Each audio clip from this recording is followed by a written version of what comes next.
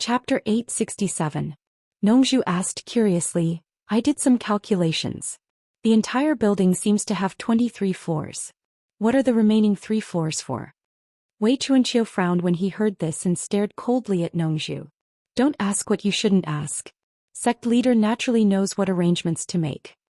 The group of people exchanged glances with complicated expressions. They suddenly felt pity for this Bat King Wei. It's fine.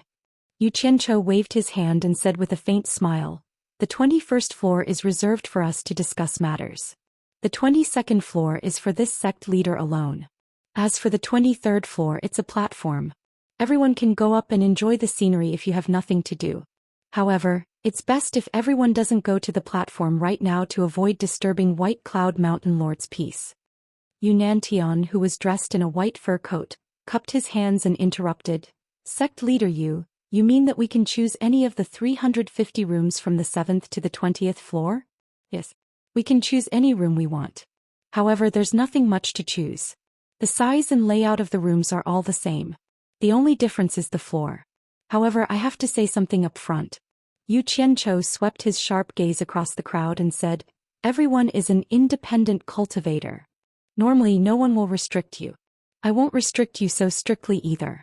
However, everyone must be self-aware. Otherwise, don't blame me for being impolite.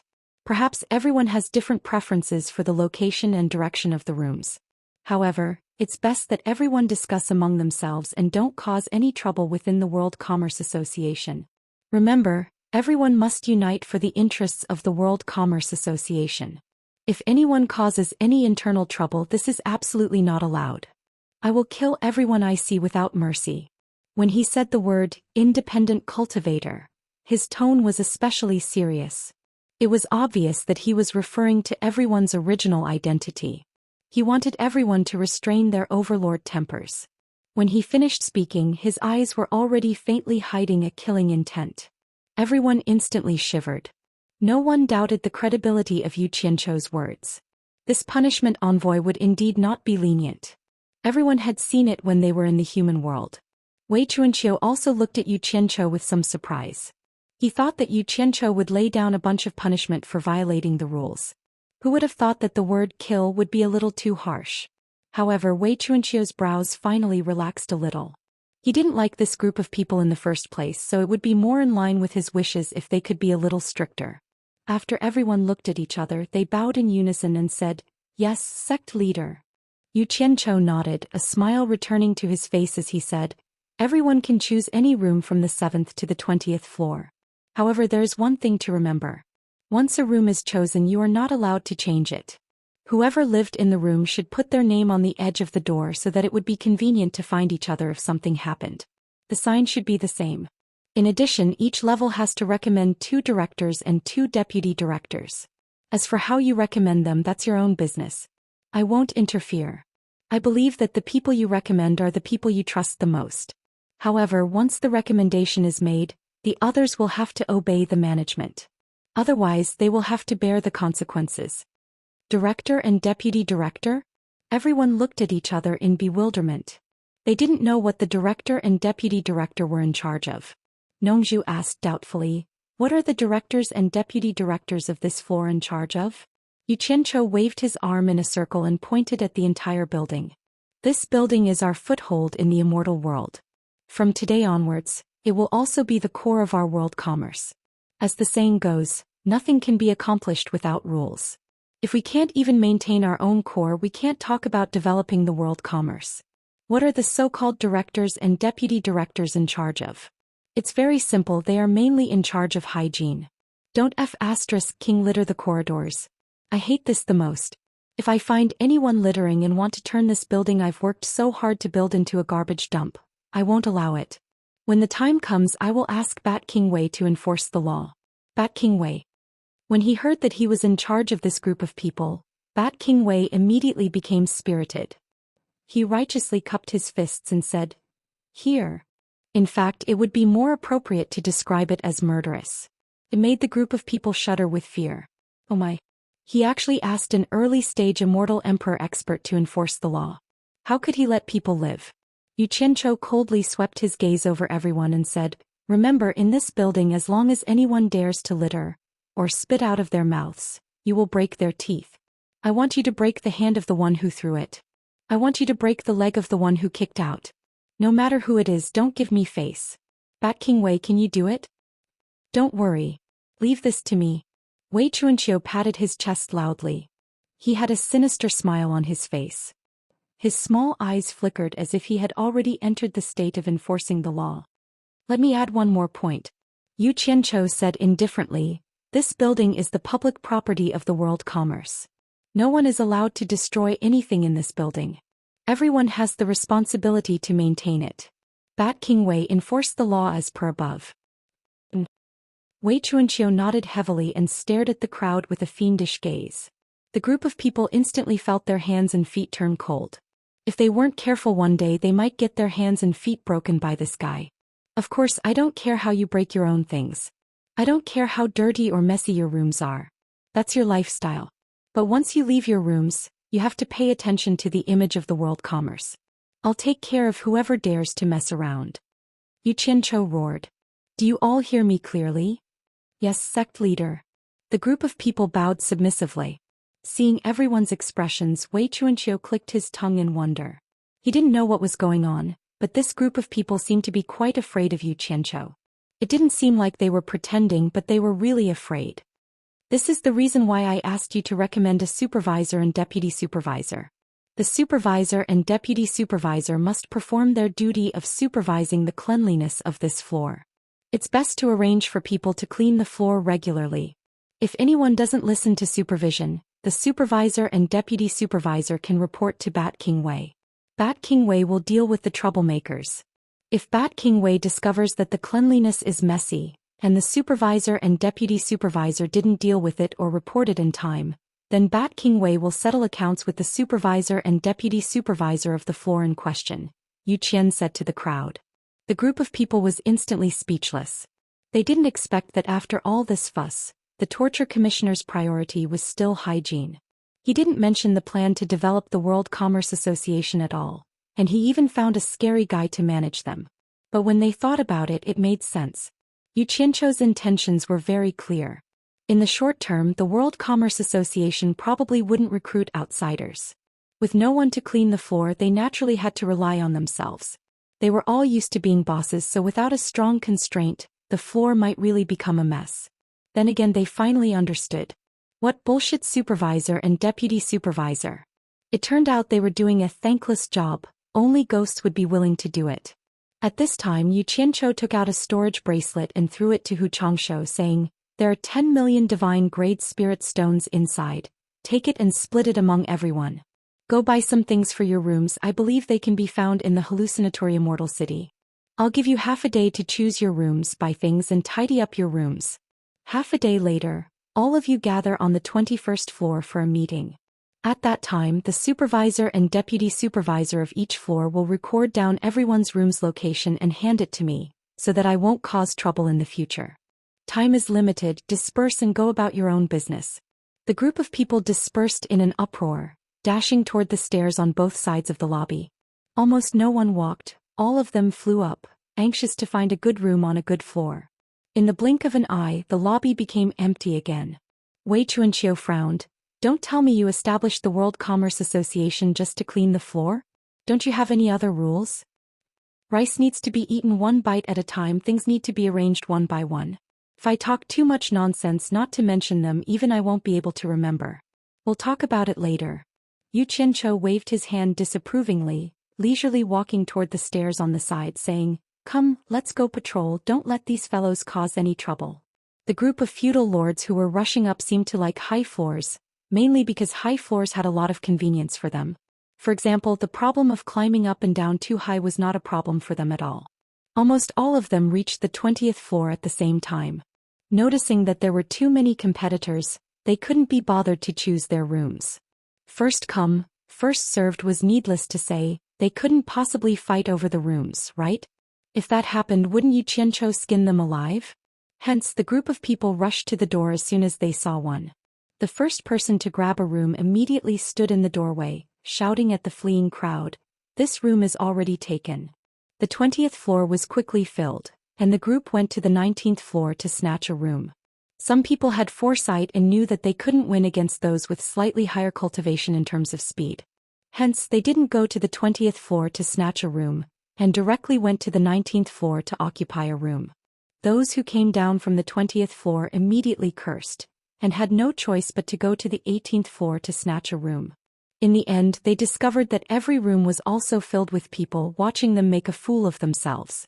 Curses immediately resounded throughout the entire building. However, they only dared to curse a little. If they wanted to make a move, they had to ask if the Devil Region's torture envoy agreed. When they reached the 10th floor and below, no one was willing to fight anymore. To them, there was no difference between the 10th floor and the 7th floor. In the end, regardless of whether everyone was satisfied with the floor or not, they all chose their own rooms. However, when everyone entered their own rooms, their eyes lit up.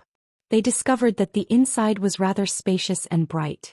The area wasn't as small as they had imagined, and there was enough space for them to move around. The polished jade floor was so smooth that it could reflect one's reflection.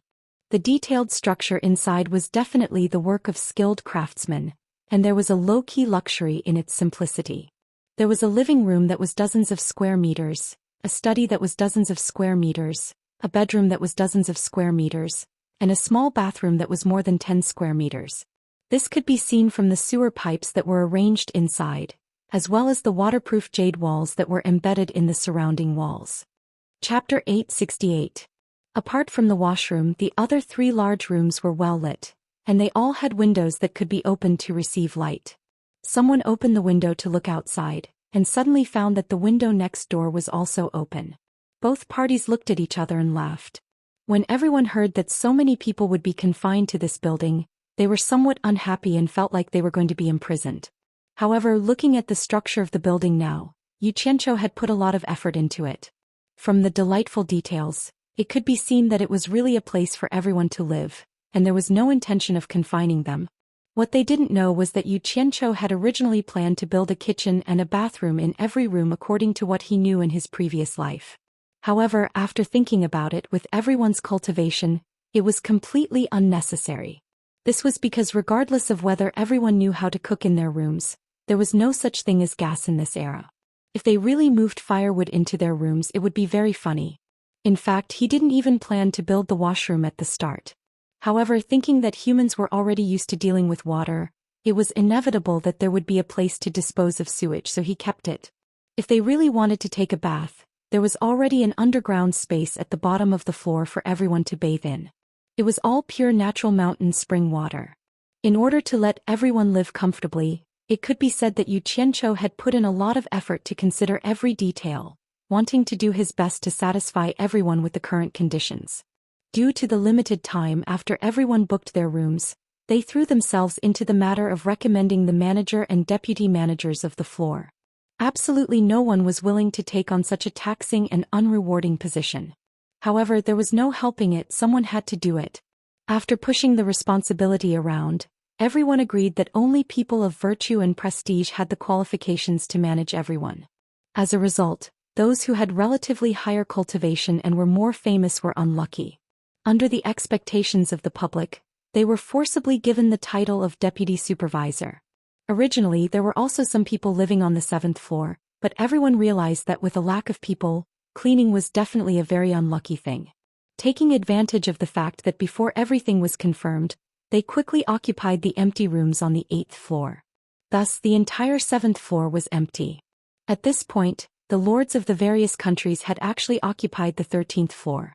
Not long after, everyone took out a jade archive of the same size and engraved their names on it. Then they stuck it on the horizontal bar by the door.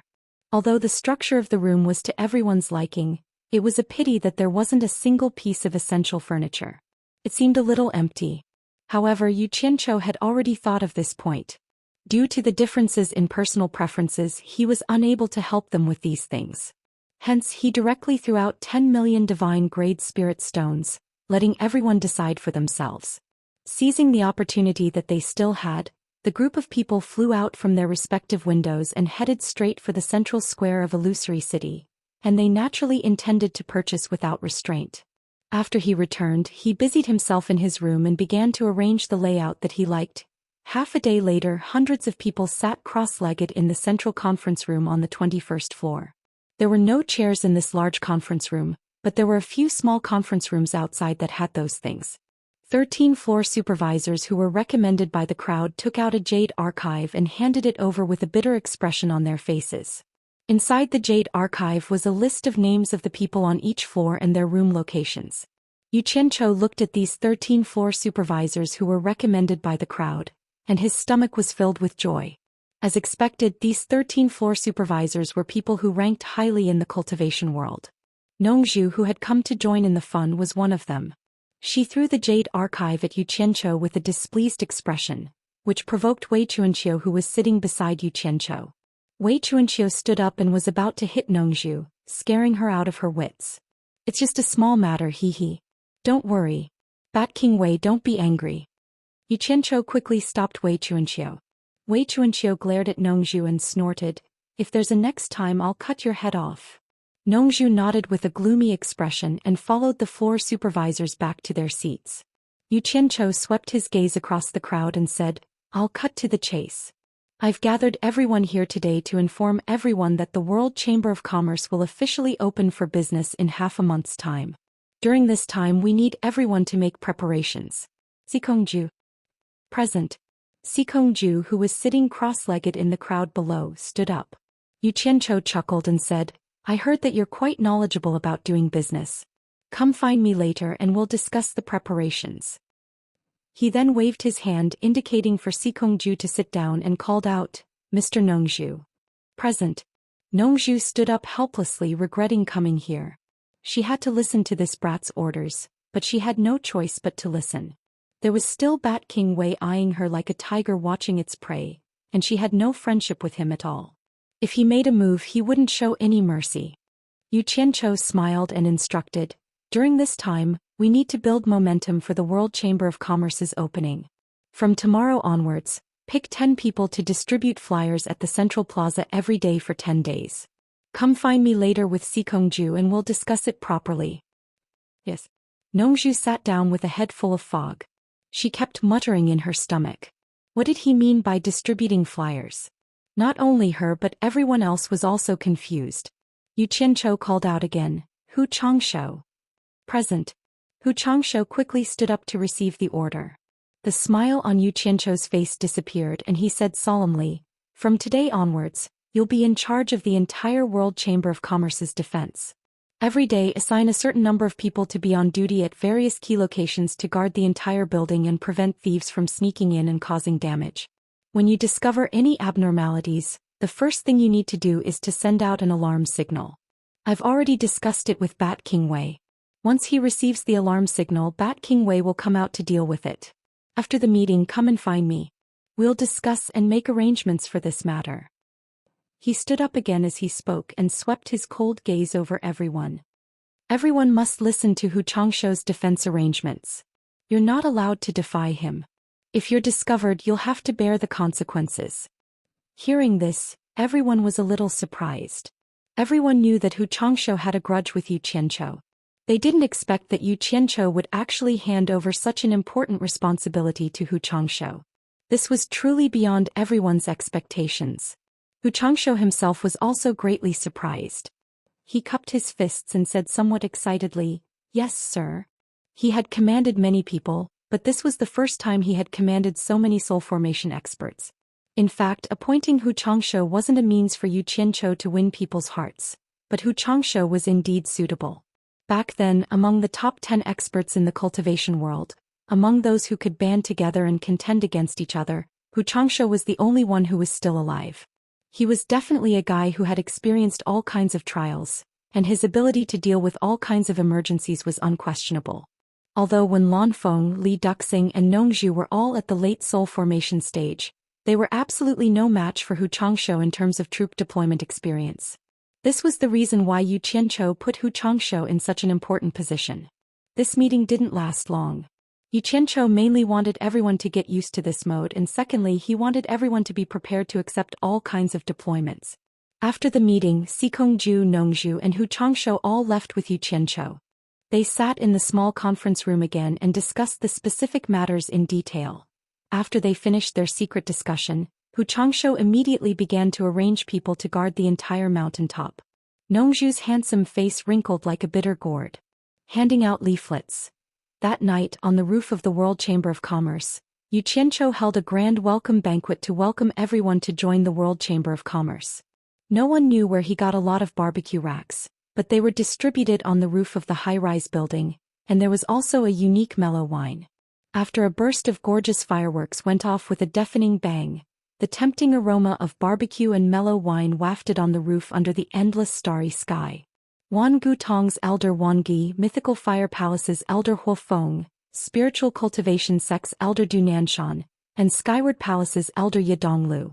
The 4 elders of the 4 sects gladly accepted the invitation and joined Yu Qianzhou, laughing and drinking to their heart's content.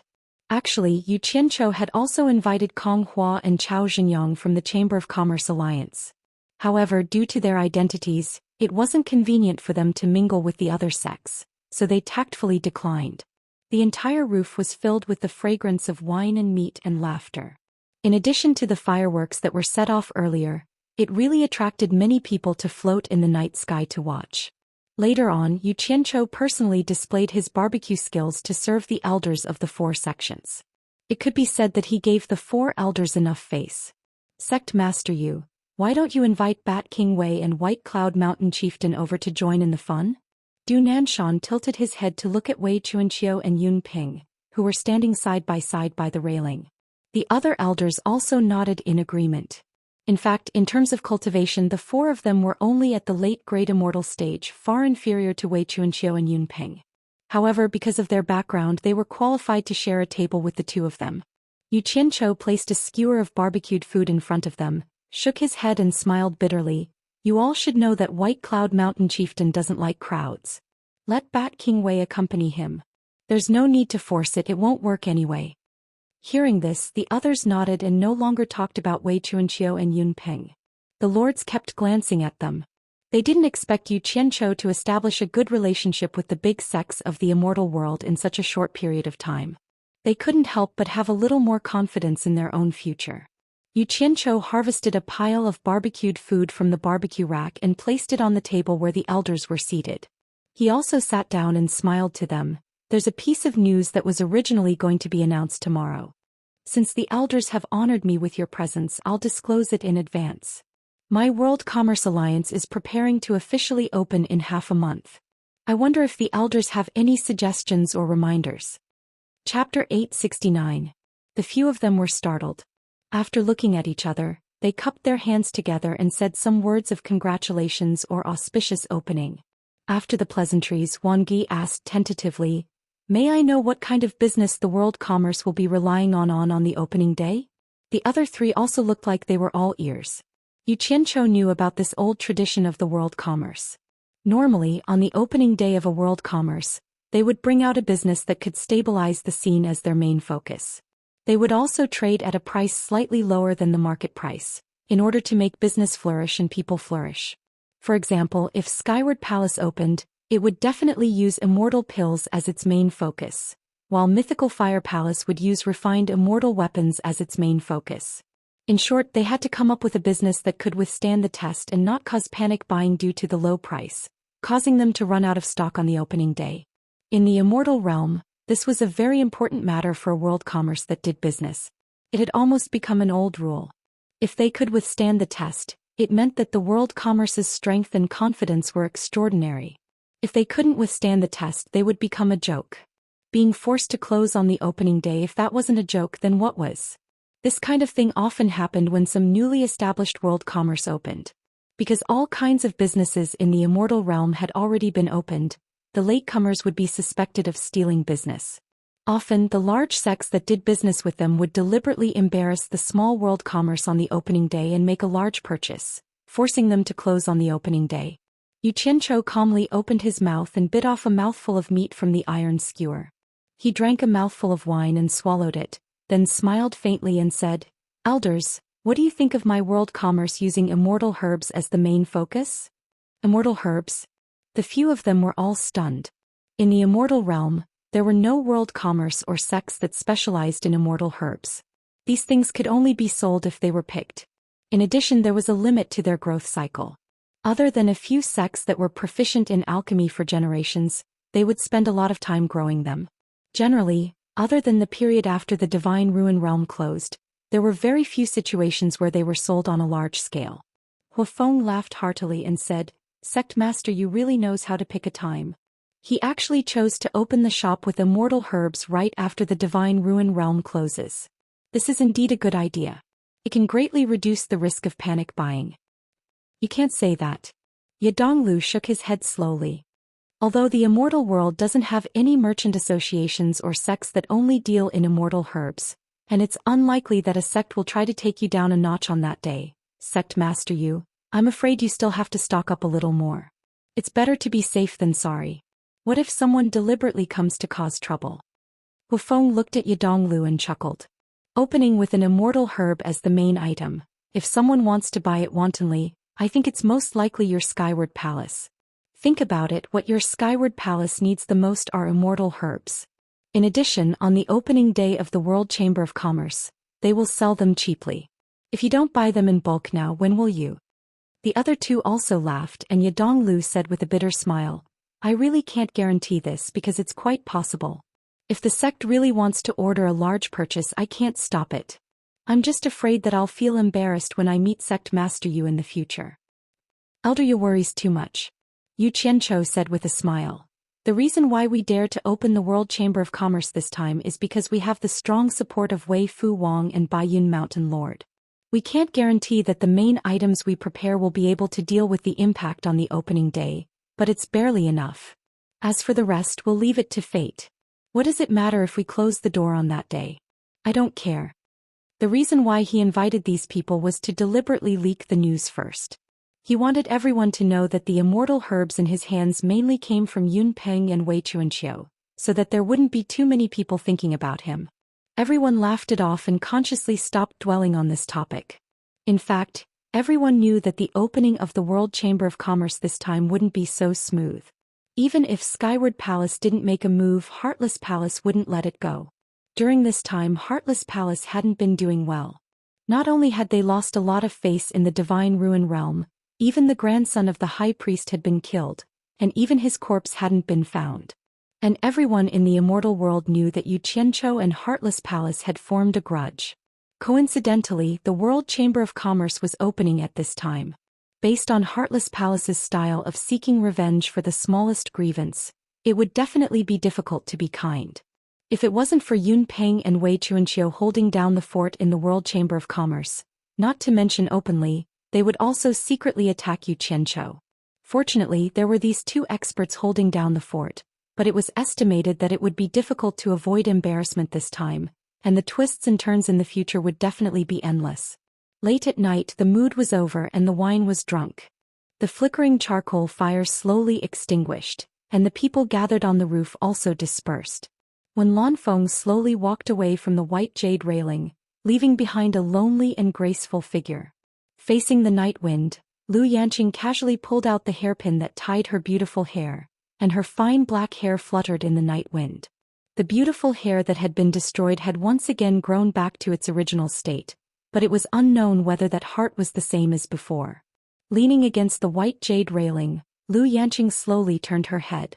From her fluttering beautiful hair, she could see that Yu Qianzhou was sitting alone under the night sky, supporting his head with one hand and frowning in thought. She really wanted to go over and ask him.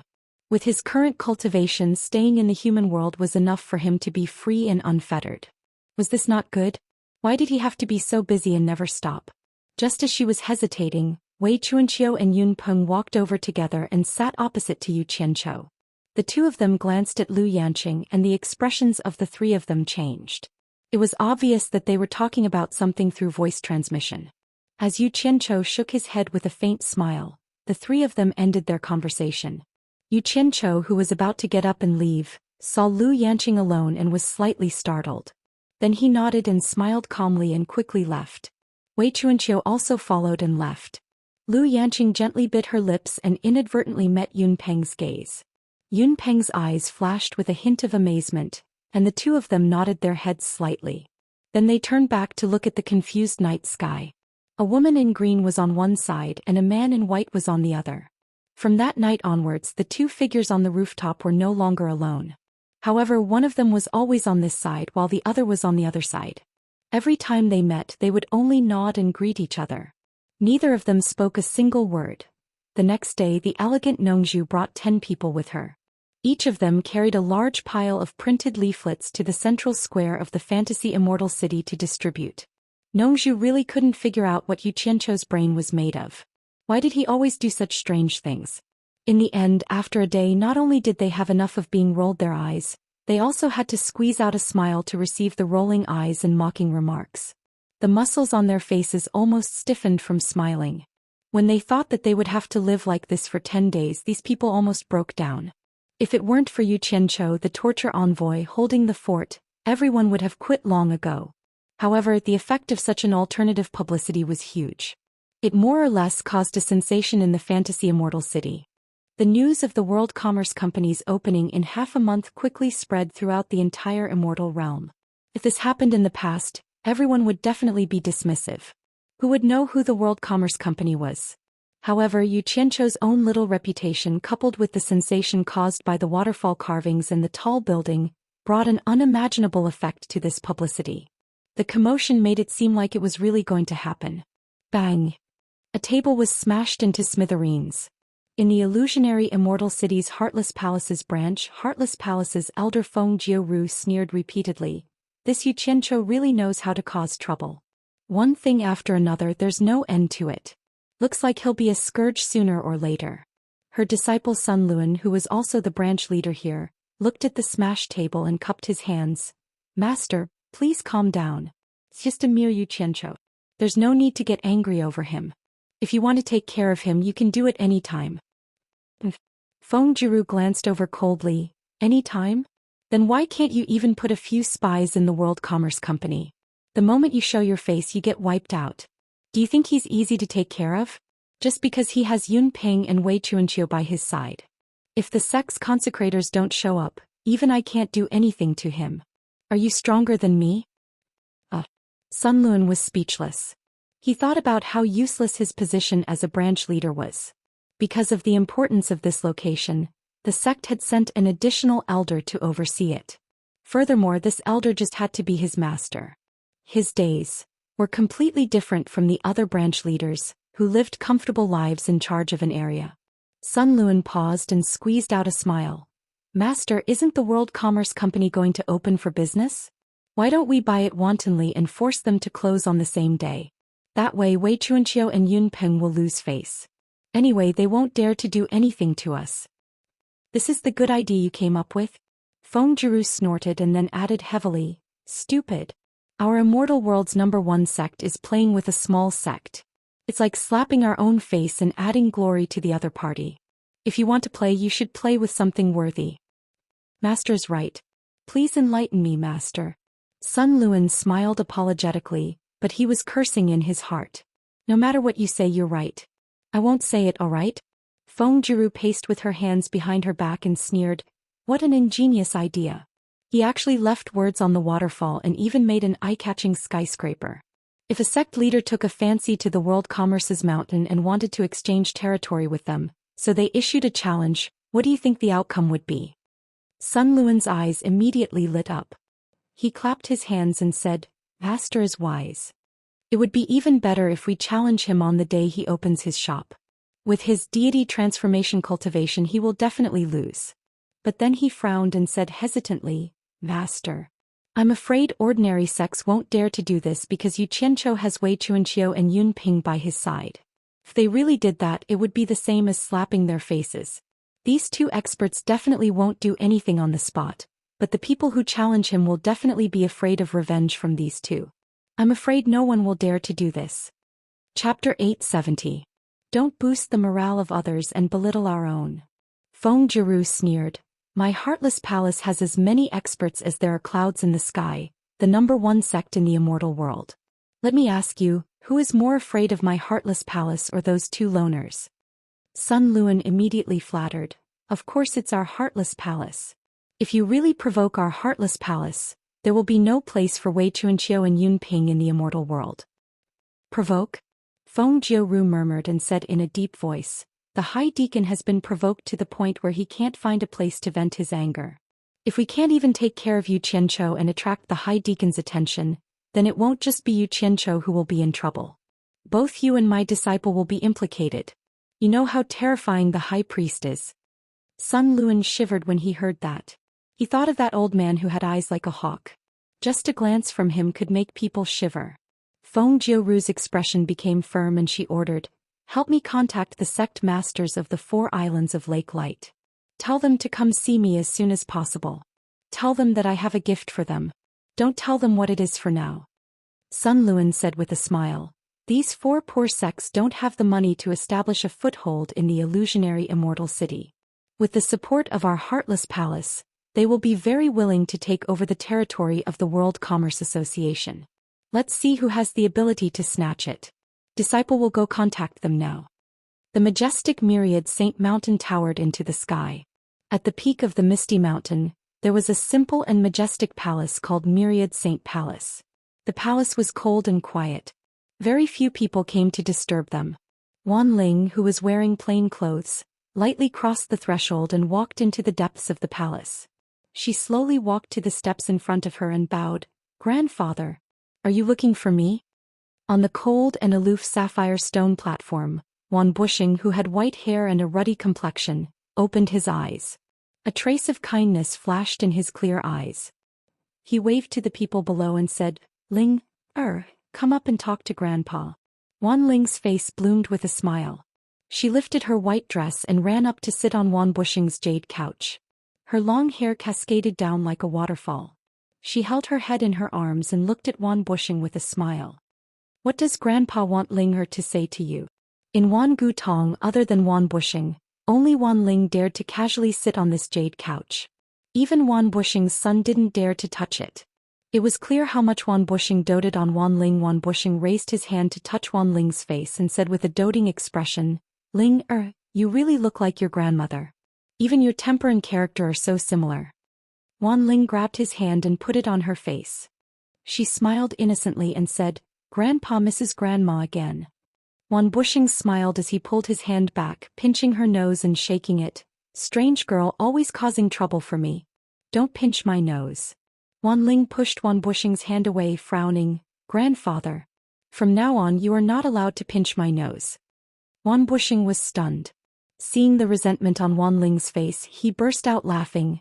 "Still holding a grudge against the person who pinched your nose and made you cry? Grandpa isn't him. How did you implicate Grandpa? Ling was taken advantage of by someone. How can you laugh as a grandfather?" Wan Ling complained. Suddenly she grabbed Wan Bushing's arm, gritting her teeth. "Grandfather, help me think of a way to get rid of that Yu Qianqiu, okay?" A long sigh sounded in the hall. Wan Bushing shook his head. "Getting rid of a small Yu Qianqiu is easy, but that immortal Emperor Jin Tai behind him is not someone grandfather can afford to offend. Grandfather is not his opponent. For the sake of our family you have to suffer." The hall became silent. After a long time Wan Ling bit her lips and said, "The immortal emperor has ruled the celestial world for so many years. Is there no one who can challenge him and let him continue to rule? This is too unfair to the people of the celestial world. You can say this here, don't spread it outside." Wan Bushing's expression became serious, then he smiled and said, "Let's not talk about this. What's new in the celestial world recently? Tell me about it." "What's new? The entire celestial world is under the pressure of the immortal emperor, so what can happen? At most it's just some small fights." Wan Ling complained. She seemed to have a lot of resentment towards the high and mighty immortal emperor. Pausing, he continued, "There are a few big events. The great consecrator of Passionless Palace, Zhu Yun Exin, and the head of Xiaoyao Palace, Chai Xiaoyao, caused a ruckus here. Now they are searching for the person who killed their first grandson. Secondly, the great commander of external affairs of the Immortal Palace, Wuxia, has taken a fancy to the daughter of a small merchant. They have already set the wedding date. Finally, that guy's World Merchant Association is about to open. Yes. The last matter is the reason why I asked you to come." Wan Bushing frowned and said, "On the day of the World Merchant Association's opening, you should personally send a congratulatory gift." Wan Ling was startled. She immediately jumped off the jade couch and lost her temper. I'm not going. I hate seeing that person. Grandfather. If you force me to go, don't blame me if I can't control myself and cause trouble on the day of the World Merchant Association's opening. Ling Er. Stop messing around. Wan Bushing floated down from the jade couch. He landed on the ground and stared at the surging sea of clouds outside the door. He slowly said, don't think that our Wan Gutong is famous in the celestial world for a while. In reality it's lonely at the top. The bigger a sect is, the easier it is for us to attract the attention of the Immortal Palace. This is also why the sect masters of large sects like us don't easily come out. Since we already know that Yu Qianchou is a secret agent sent by old Master Jin, we should build a good relationship with him. As the saying goes, it's better to squash enmity than keep it alive. Who knows, maybe one day our Wan Gutong will run into some trouble and need his help. This Yu Qianchou is so useful, why don't we make use of him? Ling Er. Do you understand grandfather's meaning? Wan Ling pouted unhappily. I'll listen to you. Seeing that she didn't agree readily, Wan Bushing smiled and said, Ling Er. Is Grandpa Xian annoyed? If Grandpa Xian is really annoyed, then hurry up and find someone you like to marry. As long as you like him, Grandpa doesn't care about the other party's background. I will support you fully. Otherwise, it's not good for an old lady to stay by Grandpa's side all the time. Wan Ling's face immediately turned red and a flurry of punches landed on Wan Bushing's body, complaining, Grandpa hates me and wants to chase me away. Wan Bushing laughed heartily and with a wave of his hand, a ray of light shot out from his fingers, directly binding Wan Ling's wrists together. No matter how hard Wan Ling struggled, she couldn't break free. Wan Bushing clasped his hands behind his back and with a solemn expression he said, Grandpa isn't joking. I'm asking you now, do you have a man you like? Don't tell Grandpa that you've never liked any man, Grandpa won't believe you. After all, you're a normal woman. The moment these words came out, Wan Ling immediately stopped struggling. Instead she became a little bashful. Wan Bushing's eyes lit up and he pretended to be angry. If you don't say it, then Grandpa will decide for you. At that time, don't blame Grandpa for randomly choosing someone to marry. No. Wan Ling hurriedly stopped him. She knew that her grandfather was also a decisive person. Otherwise, he wouldn't have established such a big family business, and it was very likely that he would do as he said. Wan Bushing snorted coldly. Then tell me honestly, do you have a man you like? Otherwise, you know Grandpa's temper. Wan Ling was bashful for a long time and finally lowered her head and whispered, yes. Wan Bushing's eyes lit up and he said strangely, what kind of talent can make my Linger wait for so many years? Tell Grandpa. As long as my Linger likes someone, Grandpa will help you catch that man even if it's an old man. Don't worry, Grandpa is not pedantic. Even if it's a married man, as long as you like him, Grandpa promises to snatch him for you. There must be a way to make him your man honestly. Tell me, who is it? Who wants to snatch someone's married man? Wan Ling stamped her foot. The redness on her face had already spread to her neck. She buried her head and muttered, actually, I've only seen him once and I don't even know where he's from or what his name is. How do you expect me to tell you who he is? Wan Bushing let out a long oh, and then said strangely, then it's love at first sight, heavens. To be able to make my family's eccentric Ling fall in love at first sight, how outstanding must that person be? Don't worry, at most Grandpa will personally make a move. I'll definitely help you get that man you like. Grandpa. Wan Ling stamped her foot again, the shyness on her face seeped into her bones. What? As long as you have someone you like, it'll be easy. As long as you have someone you like, then I can rest easy. You made me think that there was something wrong with you. Wan Bushing heaved a long sigh of relief, patting his chest. Tell Grandpa, when and where did you meet him and what does he look like? As long as we have these few clues with our Wan Gutong's influence, finding that person won't be a problem. Don't worry, Grandpa won't hesitate to use all of Wan Gutong's power to help you get him. Wan Ling's body trembled, biting her lip as she looked at Wan Bushing. She knew that if Wan Bushing really gave the order, they would really be able to find that person. Her heart was beating fast as she said in a low voice, that was 1,806 years ago. At that time Speaking to this point, she bit her tongue and stopped. Her expression became somewhat perplexed, as if everything that happened at that time had happened just yesterday. It was in a remote valley deep in the mountains. Wan Ling was passing by this place when she accidentally discovered a pond with rippling waves. Attracted by the clear water, seeing that there was no one around, she couldn't resist taking off all her clothes and jumping into the pond to play. Just as she was immersed in her emotions, she suddenly noticed that there seemed to be a person standing in the reflection of the mountain. Chapter 871. This discovery scared Wanling so much that she stood in the pool, not daring to move. She didn't even dare to raise her head to look. She hugged her chest and kept telling herself that this must be an illusion. When the rippling pool water finally calmed down like a mirror, she could clearly see that on the mountain peak reflected in the water, a man in white was standing elegantly on a tree. He seemed to be staring at her naked body in the pool water. Wanling was scared out of her wits and let out a shrill scream, scaring the birds in the mountain to fly away. After realizing that she was still naked under someone else's eyes, Wanling raised her hand and summoned the clothes on the shore to wrap herself up. She hid in the water and didn't dare to come out. She looked at the white-clothed man standing on the treetop with fear and trepidation. It was a man full of scholarly aura. His face was extraordinarily handsome and his body was slender. In addition to the white robe, he completely looked like a scholar. Wanling had never been so naked in front of any man before. At this moment she was extremely shy and scared. However, what was annoying was that although the man looked gentle, his skin was not ordinary thick. He stood on the treetop without moving and looked at her with a slight smile on his face. He didn't feel ashamed at all, as if she, Wanling, should be naked for him to see. Under the shame and anger, Wanling finally mustered up the courage to shout, "Where did this shameless person come from? Hurry up and leave. If you keep looking, this lady will gouge out your pair of thieving eyes." Perhaps her threat had an effect. The scholar on the treetop suddenly disappeared without a sound.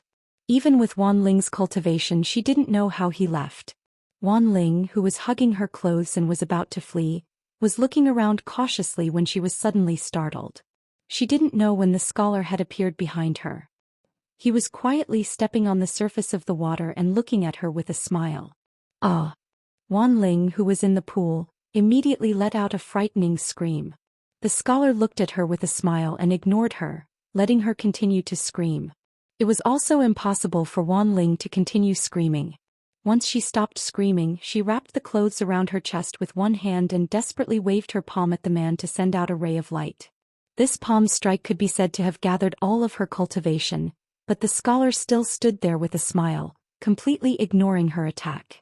Invisible ripples appeared in the space before him, and Wanling's powerful palm strike was like a clay ox entering the sea.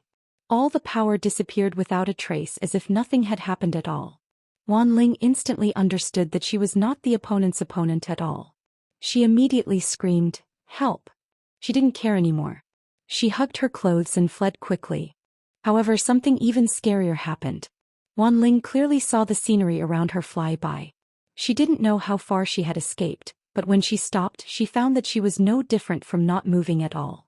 He was still in the pool, only that he had run out of the pool and his feet were on the surface of the pool. In this way, the other party would be able to see his body more clearly. "Ah!" Wanling screamed crazily as if she had seen a ghost. However, she was horrified to find that she couldn't hear her voice at all. The scholar opposite her walked over with a smile, raised his hand and pointed at her lightly. The clothes that wrapped around her body suddenly disappeared inexplicably. What happened next almost made Wanling collapse. She wanted to squat down and hug her arms to cover her body, but she found that she couldn't control her body at all. Her thoughts were very clear, and she didn't realize that her body was being held hostage by an external force. However, she shamelessly stretched out her arms, exposing her chest to the other party. Wanling watched as the other party's slender fingers touched her body. She couldn't close her eyes even if she wanted to. She could feel the other party's cold hands moving around her body, touching her full breasts and perky buttocks one by one. Wanling immediately burst into tears and choked, "Stop! Why are you crying?" The scholar appeared in front of her and gently hooked her chin with his finger. He smiled faintly and said, "There are so many women who want to strip for me, but I don't care about them. You should feel lucky that it's a coincidence today." His voice was very pleasant to the ears, and his faint tone was filled with unquestionable confidence. It was as if everyone should bow down to him. As he spoke, Wanling's heart stirred. Her breathing quickened and her heart thumped non-stop. The other party's deep and wise gaze was pressing in. Her chin was hooked up and their lips were pressed together. The scent that belonged to a man made Wanling a little confused. The other party's lips were a little cold. Unknowingly, Wanling found that she had opened her lips and their tongues were mixed together. She was actually a little infatuated with his nimble tongue. It was also at this moment that Wanling found that her body had regained its freedom and she could move. She could have pushed him away, but she impulsively made a bold decision. She took the initiative to hug the other party and kissed him passionately, hoping that the other party would take the next step. However, the other party seemed to be a little too rational. In this moment of passion, he actually slowly pushed her away and told her with a smile, "We've only met by chance, so we should stop. It's enough that we've tasted it. The women I've kissed can hate me, but they can't be sad because of me. If we continue, I'm afraid you'll be sad." Wanling was also a woman who was used to seeing the world. She was just panicking before, but now that she had calmed down, she more or less realized that the other party didn't have any evil intentions towards her, so she boldly said, "In the immortal world, there aren't many people who dare to treat me like this. You've already treated me like this, so you have to be responsible for me." "Be responsible for you?" The scholar shook his head and chuckled. He looked at her luxuriant lower body and teased, "I don't think I've done anything excessive to you. It's just a hug and a kiss, and you actually want me to be responsible for you? You're making things difficult for me." Wanling bit her lips and said, "I don't care. I've never let other men see my body. You've seen it and you've touched it, so you have to be responsible for me. Otherwise, I won't let you go."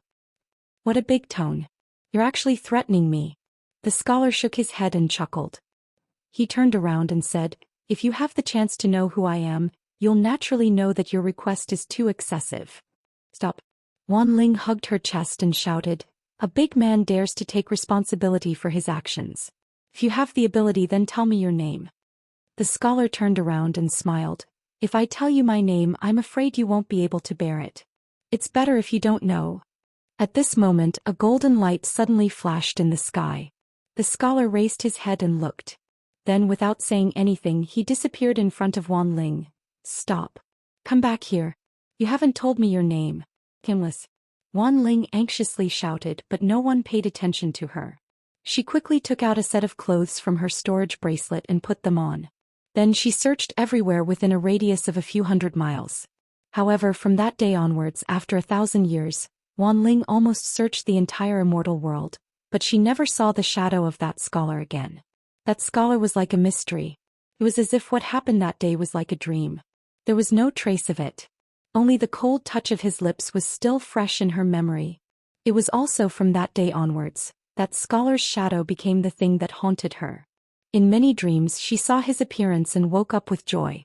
After waking up, there was only emptiness and disappointment. Wanling didn't know what was wrong with her. From then on, she didn't like other men. No matter how outstanding the men she met were, she couldn't help but compare them with that scholar. In the end, she found that there was no comparison at all. That scholar gave off a sense of transcendence that those vulgar men couldn't compare with. The difference was too great. In the end, Wanling sadly found that other than that scholar, she didn't like any other man. If she hadn't come into contact with such a man, then it would have been fine. However, she just had to meet him. Thus, a standard was set in her heart and she always used it to measure other men. If she wasn't Wan Bushing's granddaughter and was just the daughter of an ordinary family, she would have given up. However, she was Wan Bushing's granddaughter. She had enough bargaining chips. From then on, as time went by, Wanling gradually had a strange habit. She couldn't bear to see other men and women in love. If the love of the other party stimulated her too much, she would do something like snatching the love away. She had seduced other men more than once. After the other party broke up, she would kick the man she seduced, creating a lot of tragedies for others. This was why Wan Bushing said that he was worried that she had a problem. Just think, how could a normal woman always do this kind of thing? Wanling had been playing other men in the palm of her hand all these years. In addition, with Wan Bushing's support, it could be said that she had never suffered losses from other men. But unfortunately, she met Xianxia. This guy was not easy to deal with. He was originally a rogue and there was nothing he didn't dare to do. He never acted according to common sense and he always used unscrupulous means to achieve his goals. Finally, he ruthlessly tricked Wanling, which made Wanling gnash her teeth in hatred, but there was nothing she could do. "Ling, why don't you continue?" Seeing that she was in a daze for a long time, Wan Bushing finally couldn't help urging her. If he didn't solve the problem of his precious granddaughter's marriage, it would really make him anxious. Because some old guys had already asked him if his granddaughter had a problem. He almost couldn't get out of the situation several times. I don't believe that he will never appear. Wan Ling bit her lip and woke up from her daze. After thinking about it, she still didn't want to tell the embarrassing story of her meeting with the scholar. She looked at Wan Bushing and said, "Grandpa, let me find him myself. I believe that I will find him. If I find him, Grandpa, please help me." As she said that, she raised her wrists that were bound by the black light, showing a delicate and pitiful look. Chapter 872.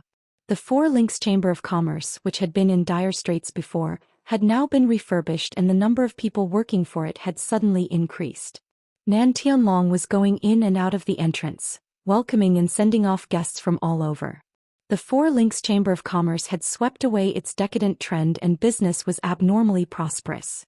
Everyone in the town knew. In fact, it wasn't just the people in the town. Everyone in the immortal world knew that the Four Links Chamber of Commerce's current situation was all thanks to one person. That was the Grand Commander of the Immortal Palace's external affairs, Wu Xiong. It was precisely because of the engagement between Wu Xiong and Mu Tianjiao that the Four Links Chamber of Commerce had undergone earth-shattering changes. As for the other large Bada Chamber of Commerce in the town, it had already been completely exterminated. Not a single person was left. The uprooting of the 8 Links Chamber of Commerce made the other small chambers of commerce in the town tremble with fear. When the 4 Links Chamber of Commerce declined, there were many people who hit them when they were down, so they all moved out to avoid the brunt. At this point, only the 4 Links Chamber of Commerce was left in the town. Even so, the town wasn't deserted, but rather flourished because of the 4 Links Chamber of Commerce's rapid rise. The vicissitudes of life, the ups and downs, could be seen from this. Mu Bing came out of the main hall with a group of flattering people. After letting Nan Tianlong send off the guests, he turned to look at the backyard. His daughter, who had originally taken over the Chamber of Commerce's affairs, had agreed to the engagement with Wu Xiong's matchmaker. Then she returned the Chamber of Commerce's affairs to him and rarely left the backyard. Mu Bing had always been apprehensive, vaguely feeling that his daughter didn't like this marriage at all. However, she still forced a smile and agreed to it. Even he couldn't stop it. At this time, Tao Zhong, who had become Mu Bing's trusted aide, walked over with large strides. He chuckled as he walked over and handed over a flyer. "President, the Immortal Palace is really efficient. The flyer that eldest miss wanted to see came in just a few days. They said it was the original flyer that the World Chamber of Commerce distributed in hallucinatory Immortal City." Mu Bing took the flyer and glanced at its contents. He shook his head with a wry smile. This kid has been causing quite a stir in the immortal world recently. It can be said that he's in the limelight. He then waved his hand at Tao Zhong. "Go help Tianlong greet the guests.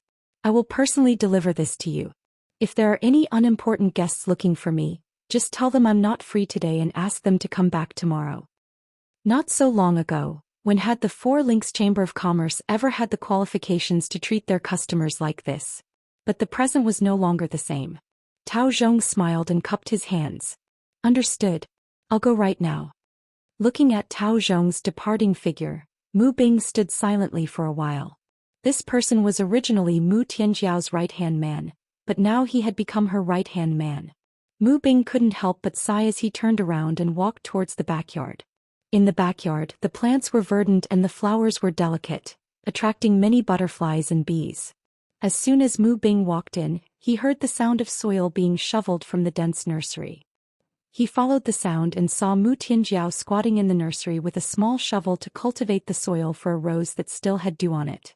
Mu Tianjiao asked without raising her head, "Father, why are you here? Isn't it very busy outside?" Mu Bing glanced around and found that the originally barren nursery was now filled with roses. He couldn't help but curiously ask, "How did you fall in love with roses?" Mu Tianjiao gently smiled as she busied herself.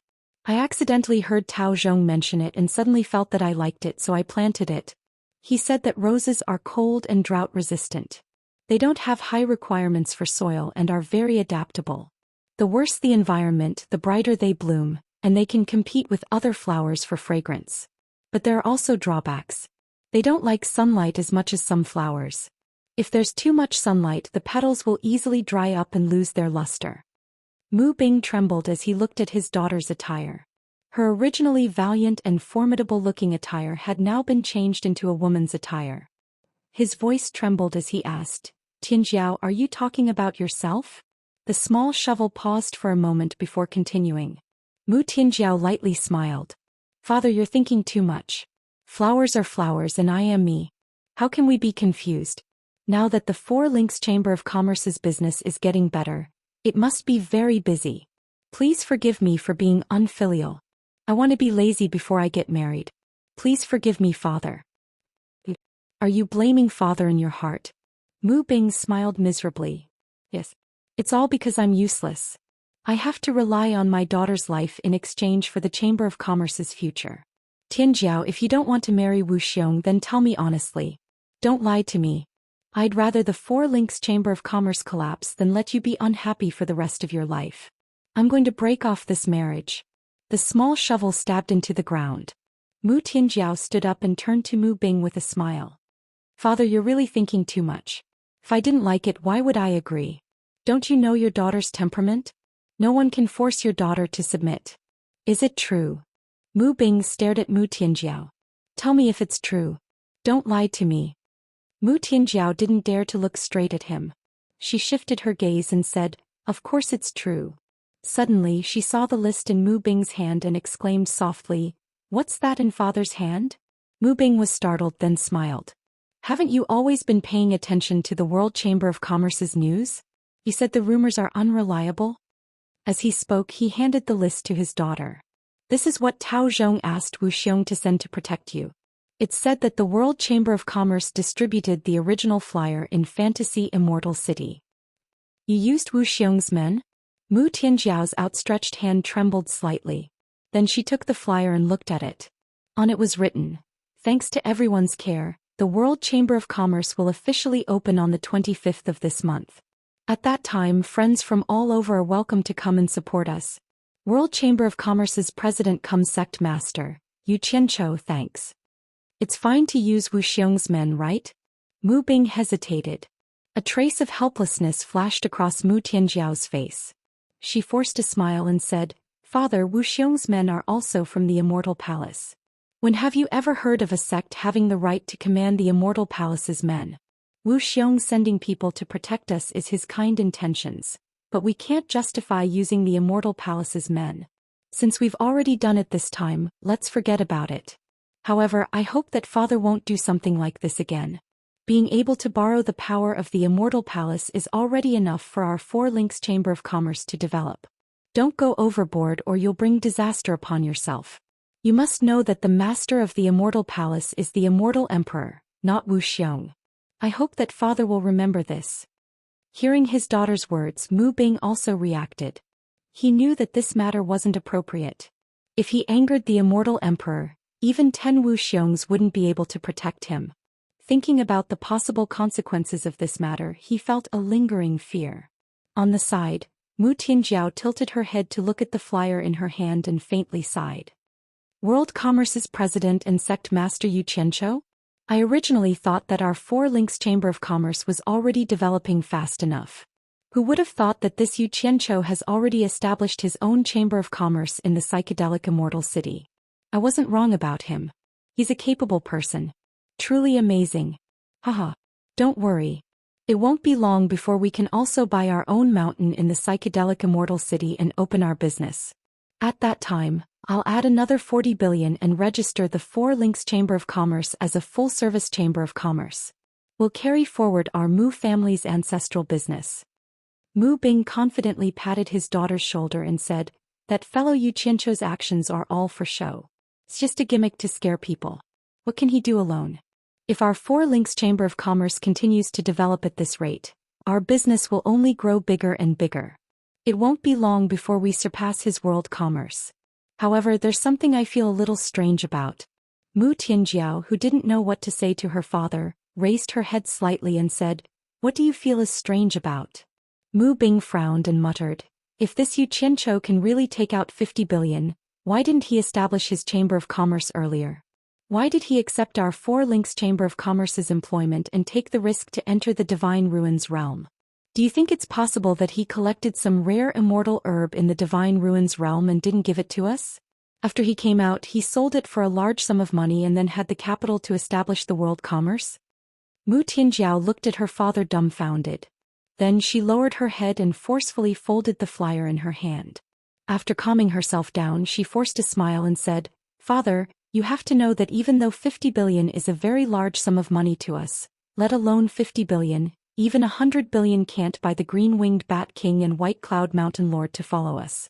These 2 early-stage Immortal Emperor experts can't be bought with money. So father, don't have that kind of suspicion towards you, Qianqiu. Even if you do, don't mention it to outsiders." Hearing this, Mu Bing smiled awkwardly. "Hearing you say this, it seems that I've gauged the heart of a gentleman with my own mean measure. It's indeed not very likely. Daughter has interacted with him and carefully observed him. This person doesn't seem very proper, but he's an extremely capable person. When he's not paying attention, he's already using a series of methods. When he's not paying attention, he's already overturning the clouds and rain. Everything is within his control. This person will become a great person sooner or later. Unfortunately, I didn't succeed in roping him in. Otherwise, the future of our 4 Links Chamber of Commerce would be even broader." Mu Tianjiao shook her head and sighed. "It's easy to raise 1,000 troops, but it's hard to find a good general. Our 4 Links Chamber of Commerce's pool is too shallow. It's not enough for him to overturn the rivers and seas." Mu Bing frowned. "Tianjiao, I believe you if you say he's capable, but you're overestimating him too much. If he's really as powerful as you say, I'm afraid the first ones who won't tolerate him would be the big sects of the immortal world. Those big sects won't sit by and watch such a powerful person rise." This father of hers was sometimes clear-headed and sometimes muddle-headed, but most of the times he was muddle-headed was futile. No matter how much she explained, she could only pave the way. Mu Tianjiao bit her lips and said, "Father, after all, I've fought alongside you Qianqiu in the Divine Ruin realm.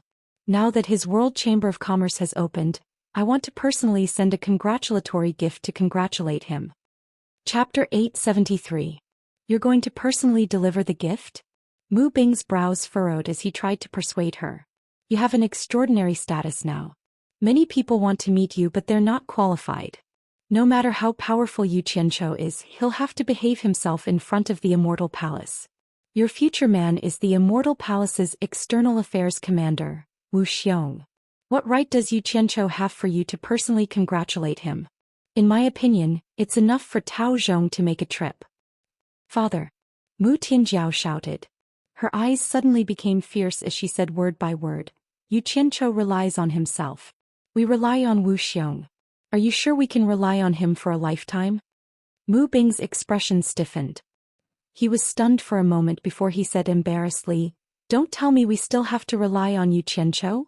It's not a question of who to rely on." Mu Tianjiao's words carried a hint of anger.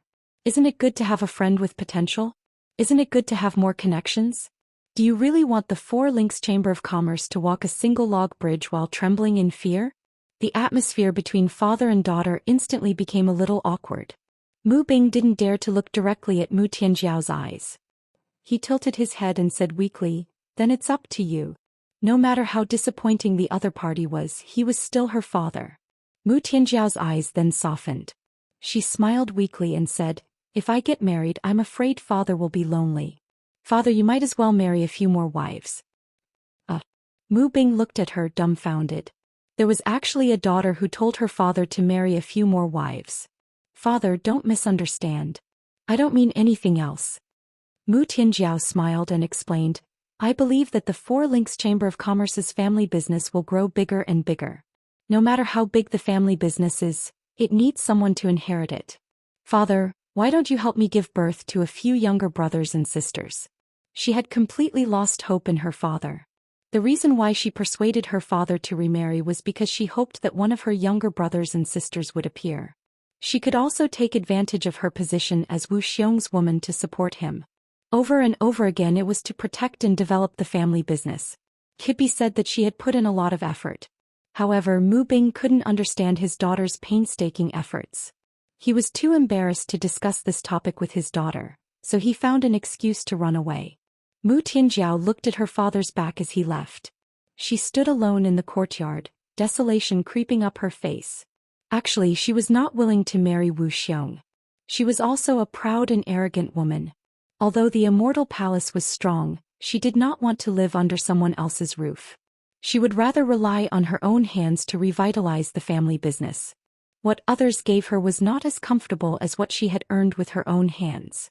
Most importantly, he didn't have any feelings for Wu Xiong at all. But since Wu Xiong had already sent someone to propose marriage, what qualifications did her tiny 4-links Chamber of Commerce have to refuse?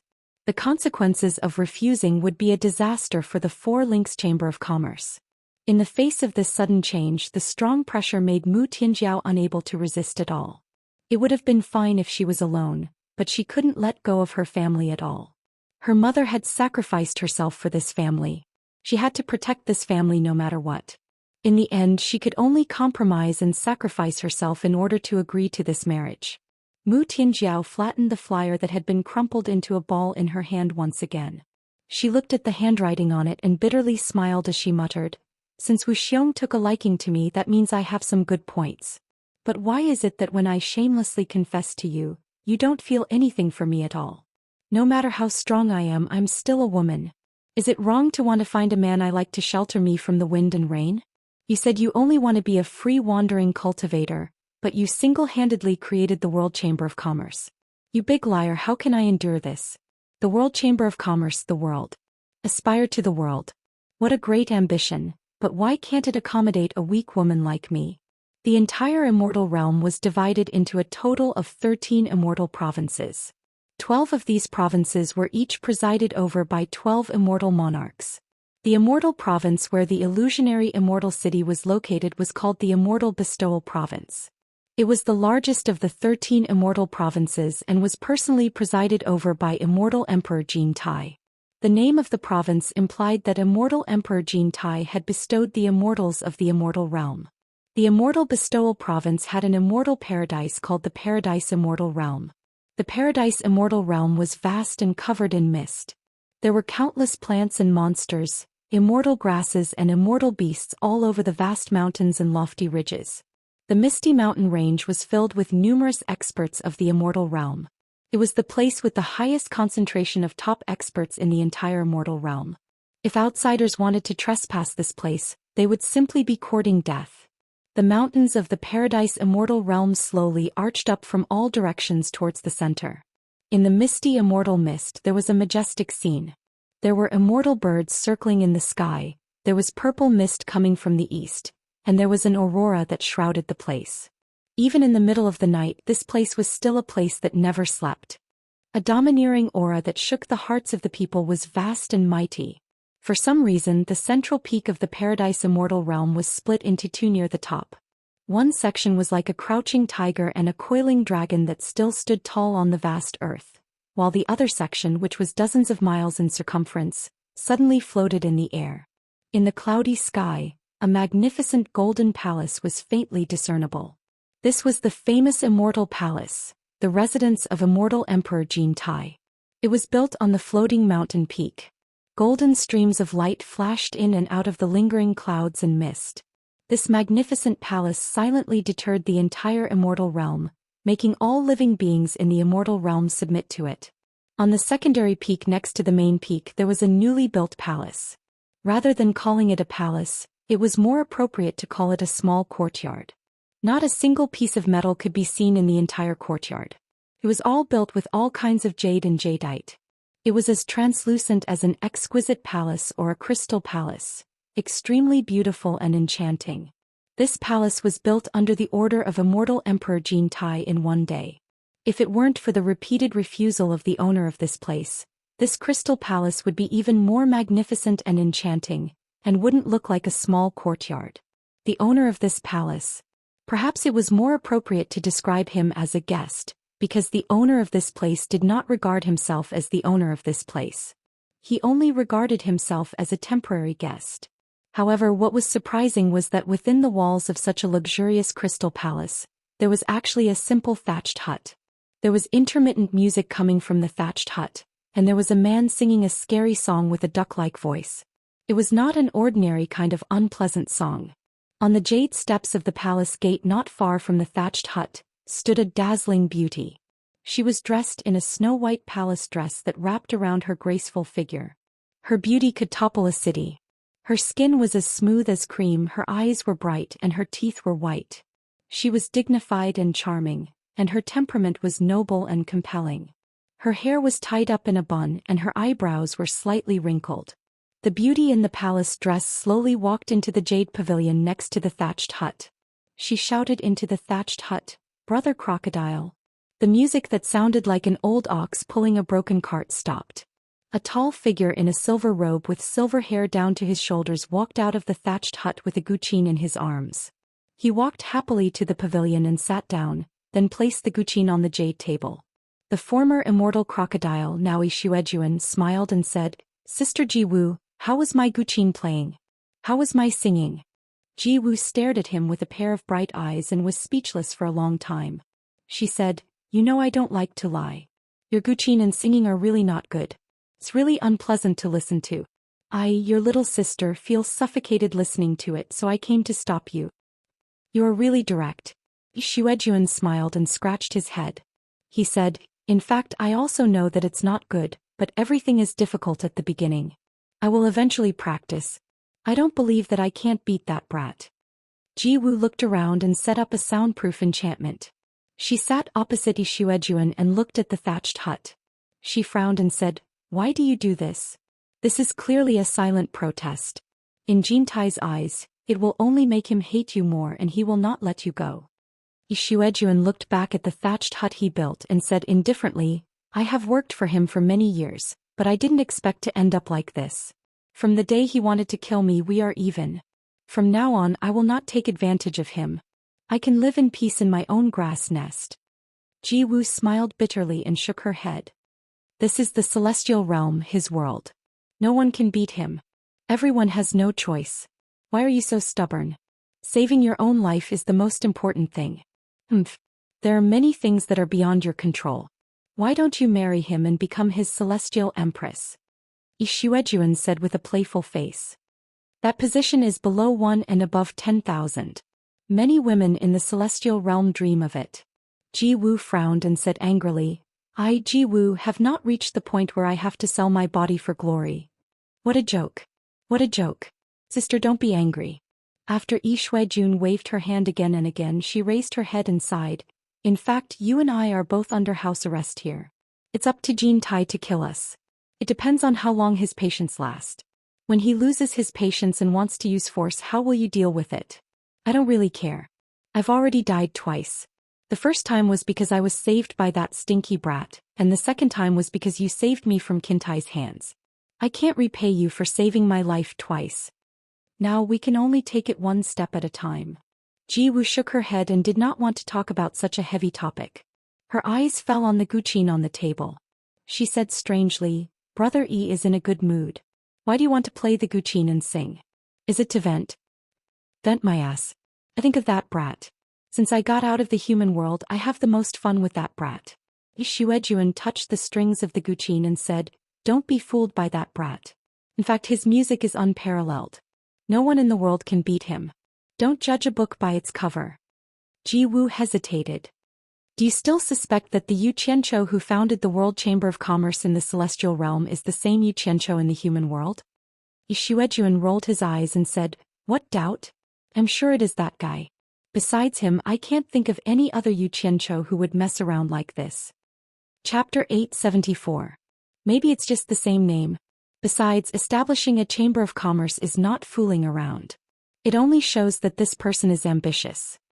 Jiwu didn't agree and said, "Plus you also know that it's impossible for that world to come to the immortal realm with the power of a deified spirit. He shouldn't be Yu Qianqiu." "Why not?" Xuejuan counted with his fingers. "First, the name Yu Qianqiu is too rare. The probability of them sharing the same name is too low. Secondly, the two of them just so happen to be at the deity transformation stage. Only that guy would dare to establish a chamber of commerce with a deity transformation stage cultivation. Third, don't be fooled by his soul formation cultivation. In fact, both of them are extraordinary. It is entirely possible for them to come to the immortal realm. Master and disciple? Have you met his master? Hearing him praise the master and disciple, Jiwu couldn't help but ask, who is his master? Yishuejuan was in a dilemma. Should he answer or not? His reaction made Jiwu even more curious. A trace of craftiness flashed through her bright eyes as she said, is it not convenient to reveal it to a girl? If it's inconvenient, then don't say it. Yishuejuan was embarrassed to hide it. After all, she saved his life. He hesitated and said, it's not that I don't want to tell you, but I'm afraid you will be angry. Angry? Jiwu suddenly giggled and said, do you think we have the right to be angry when we are imprisoned in this place? Brother E doesn't understand me. I'm not a narrow-minded person. I don't need to be angry about everything. If there is anyone I can't forgive, it is Yi Zhao's disciple slaying Luo. I didn't expect them to return to the immortal realm. Don't let me leave this place. Once I leave, I will not let any of them go. Jiwu stared at Yishuejuan sharply. Don't tell me that Yu Qianzhou's master is slaying Luo? If that's the case, then I'm sorry, brother Yishuejuan. I will not let Yu Qianzhou go either. As long as it's someone from the Rakshasa faction, I won't let a single one of them go. The resentment in her words was so deep that it was unforgettable. It could be seen that the sneak attack by the Rakshasa and the others when she was heavily injured had indeed hurt her heart. Shuejuan waved his hand and said, sister, don't misunderstand. Yu Qianzhou's master is definitely not Rakshasa. Rakshasa is not even qualified to carry his master's shoes. Jiwu was surprised. She asked suspiciously, Yu Qianzhou has such a powerful teacher? Could he be one of the 12 great immortal monarchs of the immortal world? That's not right. I have no enmity with the 12 immortal dukes, so there's no need for me to be angry over them.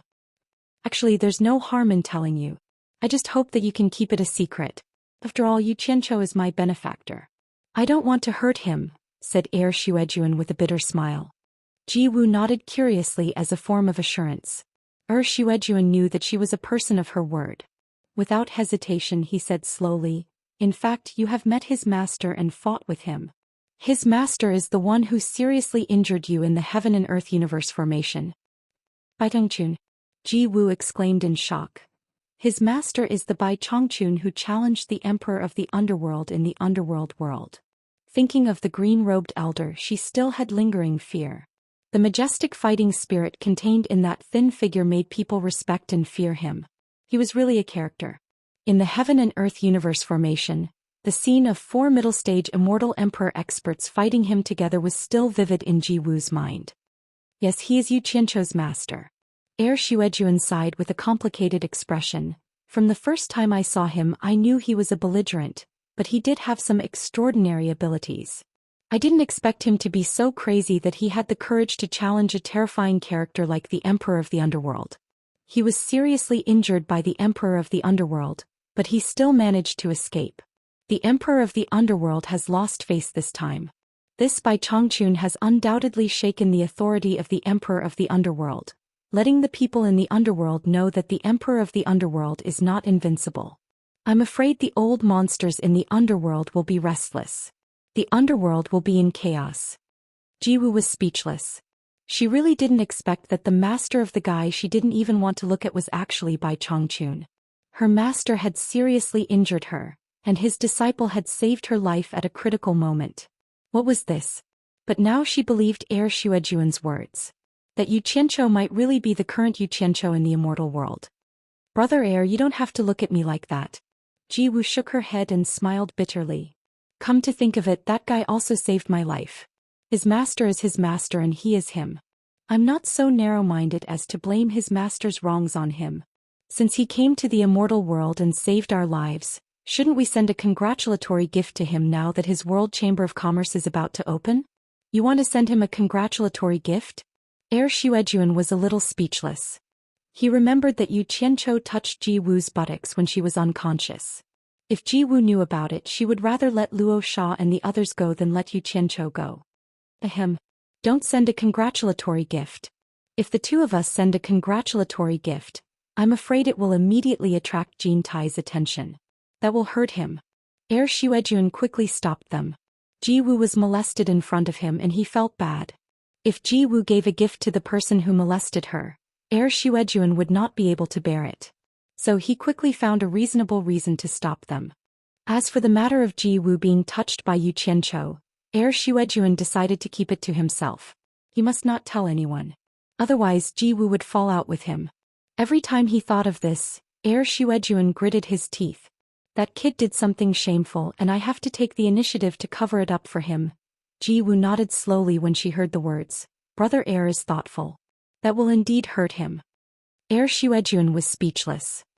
He picked up the guqin on the table and his radish-like fingers plucked the strings, making a sound like an old cow pulling a broken cart.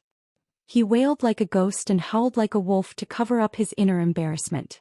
I have a flower planted in my heart, budding and waiting to bloom. Day and night, I eagerly await those who have the heart to come to my dream. The hoarse voice, coupled with the ghostly howl, immediately made Ji Wu's expression change. She immediately got up to leave. Although Heir Xuejuan's singing was terrible, the lyrics were still very clear. Every word was enough to make people tremble. When Ji Wu heard the lyrics clearly, she became absent-minded in an instant. She actually patiently listened to it. As she listened, Ji Wu was a little absent-minded along with Heir Xuejuan's ghostly howl. She muttered. After love, you know the importance of love. After getting drunk, you know the strength of wine. Flowers bloom and fade in the end. Fate does not stay like the spring breeze that comes and goes.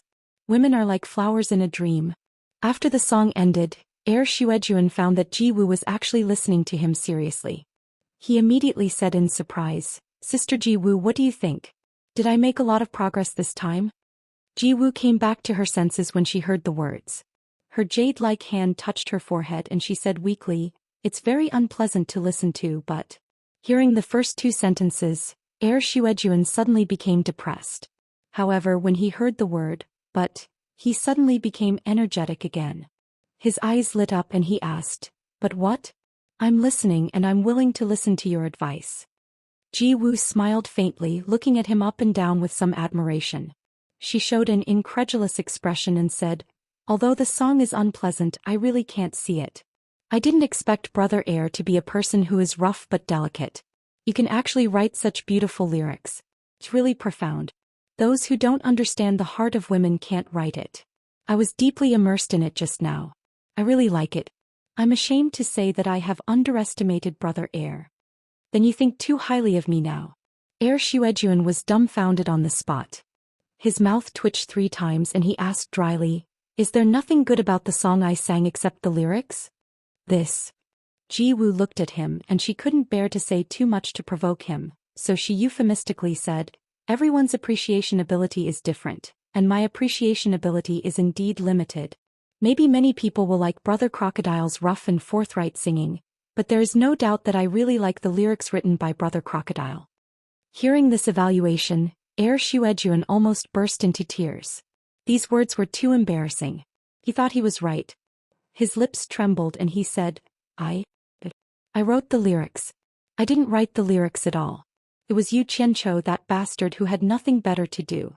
I just borrowed it. As he said that, he raised his arms and shouted, oh my God. I have no face to see anyone. I'm ashamed. I won't do such a shameful thing anymore. Then with a slap the strings of the zither broke and the zither was completely destroyed. Although Immortal Crocodile had always treated Ji Wu as a younger sister, she was still a beautiful woman. It was really shameful to be so shamelessly embarrassed in front of a beautiful woman. After smashing the zither, he covered his face with both hands and scolded himself. Ji Wu bent down to pick up a string, straightened it in her hand and murmured, I have a flower, the fragrance of the flowers fills the branches, who will sincerely seek its traces. Immortal Crocodile put down his hands and said in surprise, what did you say? Ji Wu was startled and then said with a smile, I said I couldn't tell, but I didn't expect Yu Qianqiu to be such a talented guy. Immortal Crocodile used both hands to push his messy silver hair to the back of his shoulders, shook his head and smiled bitterly. Not just you, I have been with him for so long and I can't tell. That time, after he was forced to show a little of his skills, I realized that this guy actually knows how to play with the instruments that women play with. But you don't say, even I, who don't understand music, think that the kid is really good at playing and singing. It's like the sound of heaven. At that time I heard people say that he made a few songs, and each of them is a masterpiece of the world. Chapter 875. The song is the masterpiece of the human world? Ji Wu smiled faintly. Brother Yi really thinks highly of your little brother. Is it as exaggerated as you say? Yi Xuejuan waved his hand disapprovingly. Anyway, I have never heard such a beautiful song, but I can't help it if you don't believe me. Anyway, I can't say anything about this nonsense. He was too lazy to explain, but Ji Wu seemed to be very interested. He wanted to get to the bottom of it. She smiled and said, You and I have nothing to do. Why don't we have a chat? By the way, you said that Xianxia was forced to show his skills. What happened? Could it be that he could be forced to play the zither and compose the song?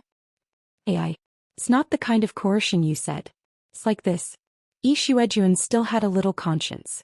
He did not expose all of Xianxia's secrets. He only told the story of the day in Lingfang Valley. A love triangle story about Yu Qianqiu, Lu Yanqing, and Wen Lanfeng was talked about by him in his free time. After listening to the story, Ji Wu understood the composition of the song. However, women seemed to be more interested in love stories. This was a common problem for women. She said suspiciously, You mean that the woman named Lu Yanqing is the most beautiful woman in the world, and Lu Yanqing fell in love with Yu Qianqiu and expressed her love to him, but Yu Qianqiu politely refused?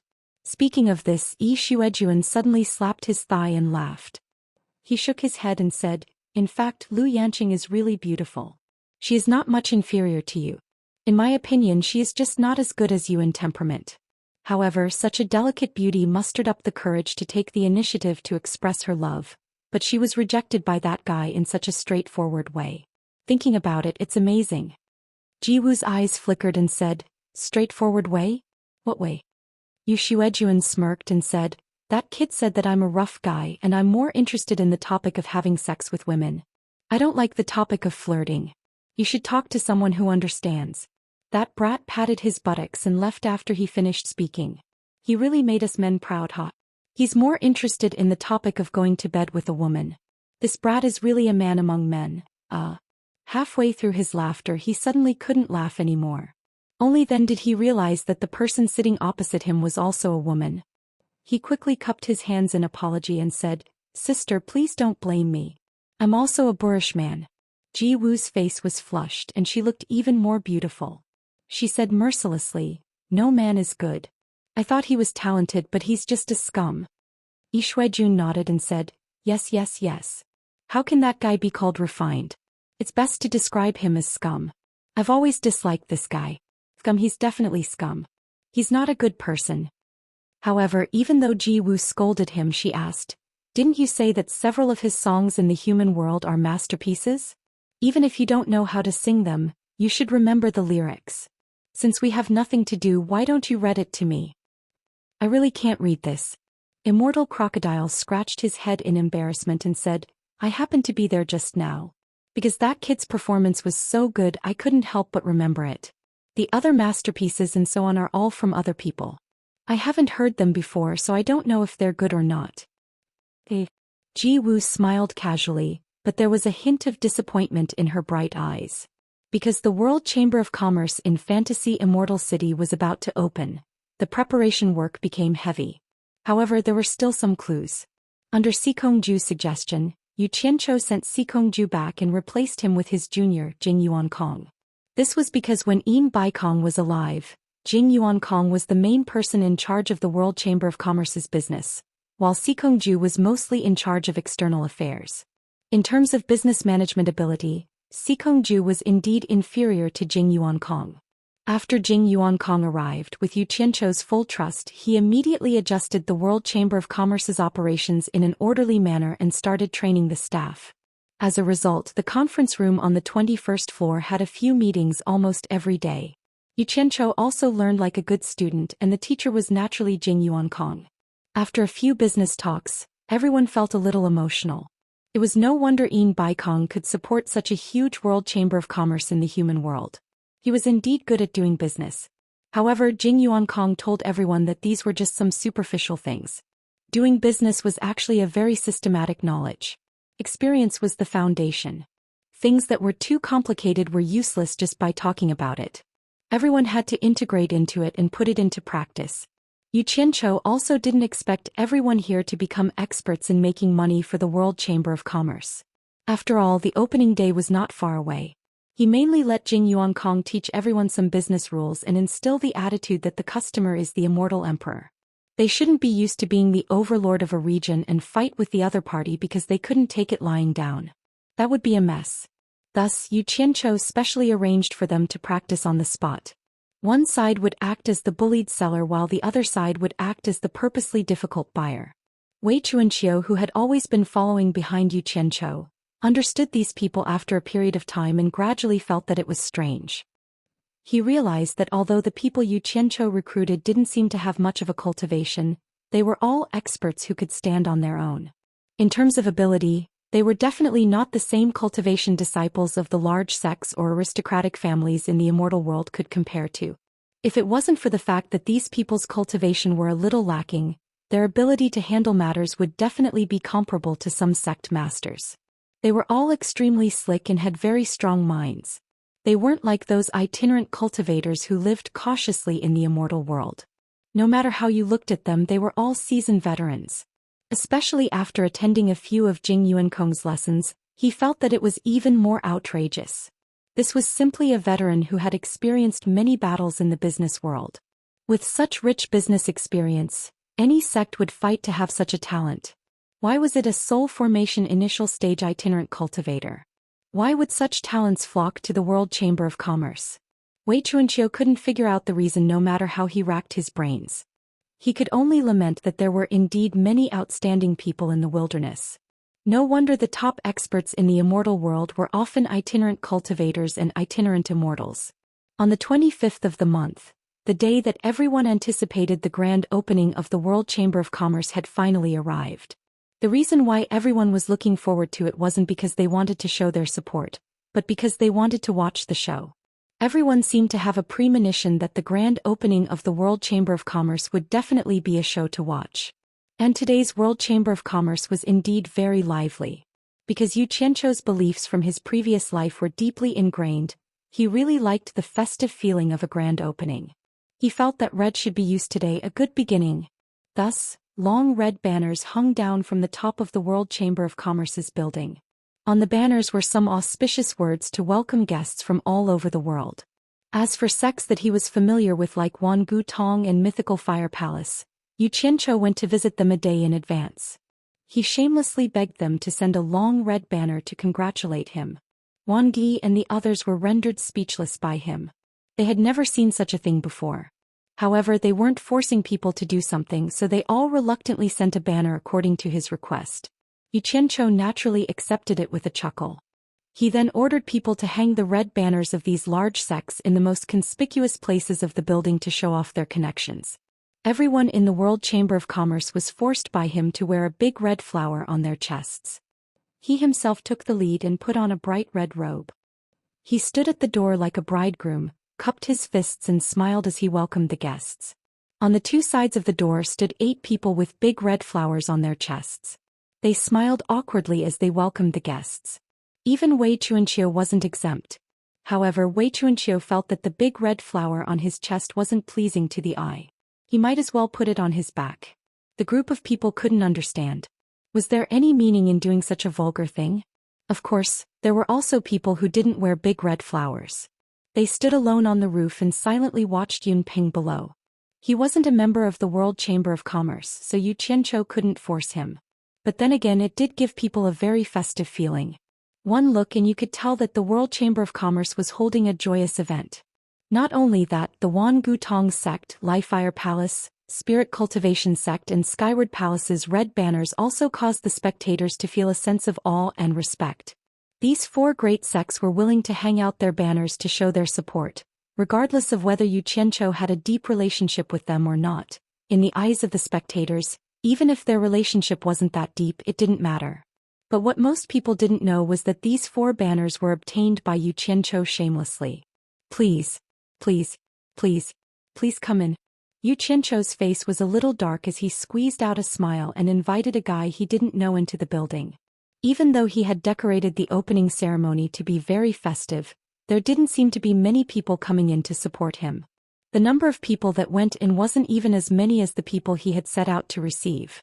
But what made people's hair stand on end was that the people watching the show were densely packed in the air. Xianxia, who had been suppressing a bellyful of anger, really wanted to use his violet flame flying sword to send out 10,000 swords at the same time, knocking down all the spectators and dragging them in. However, thinking was just thinking about it. So he could only comfort himself that this was just the beginning, the main character should still be behind.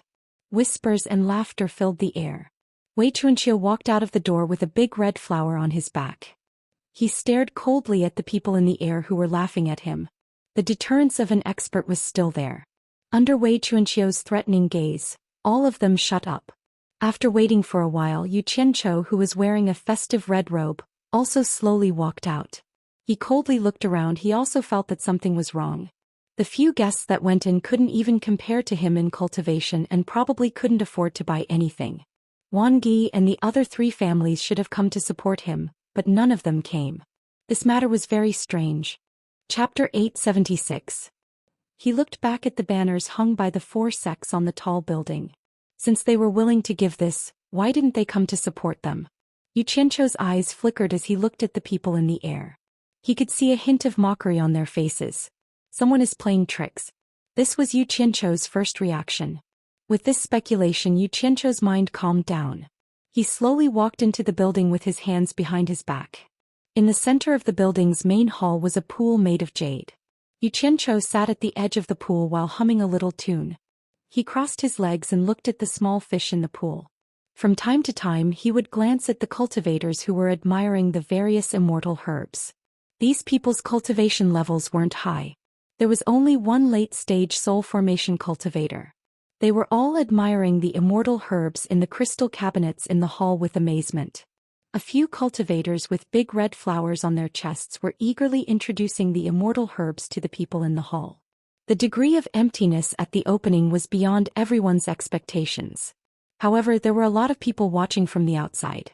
The cold on the inside and the warm on the outside made everyone feel that something was wrong. Although the cultivators with big red flowers on their chests stood in their respective positions, they couldn't help but glance at Xianxia. They saw Xianxia leisurely sitting by the pool and humming a little tune. It was clear that he had a card up his sleeve. Everyone gradually calmed down. Lu Yanqing, who was guarding behind a large crystal cabinet, looked around and then looked at Xianxia. There was a faint trace of worry in her eyes. Even she could see that it wasn't easy to survive in the immortal realm.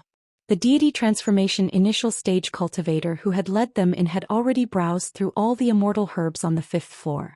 Just as Xianxia had expected, the cultivator had only come in to look and had no intention of buying them. It seemed like he couldn't afford them and was walking out of the building, preparing to leave. When he passed by the pool, Xianxia, who was sitting with his legs crossed, suddenly shouted in an unfriendly tone, "Stop right there." Everyone in the hall stared at him. That person paused and cupped his hands at Xianxia. "Sect Master Yu, are you talking to me?" Xianxia stood up indifferently and walked in front of him. He said coldly, "Why did you steal my world commerce's immortal herbs?" When he said this, the lords in the hall quickly checked the crystal cabinets they were guarding. They found that none of the immortal herbs were missing. They looked at each other in confusion. That person's expression stiffened. When he saw everyone looking at him as if they were looking at a thief, he faintly felt that something was wrong. He immediately cupped his fists and explained, "Sect Master Yu, I'm afraid you've misunderstood. I didn't take anything from your merchant association. Sect Master Yu doesn't believe me, you can check. I definitely don't have any immortal herbs on me." "You still dare to quibble?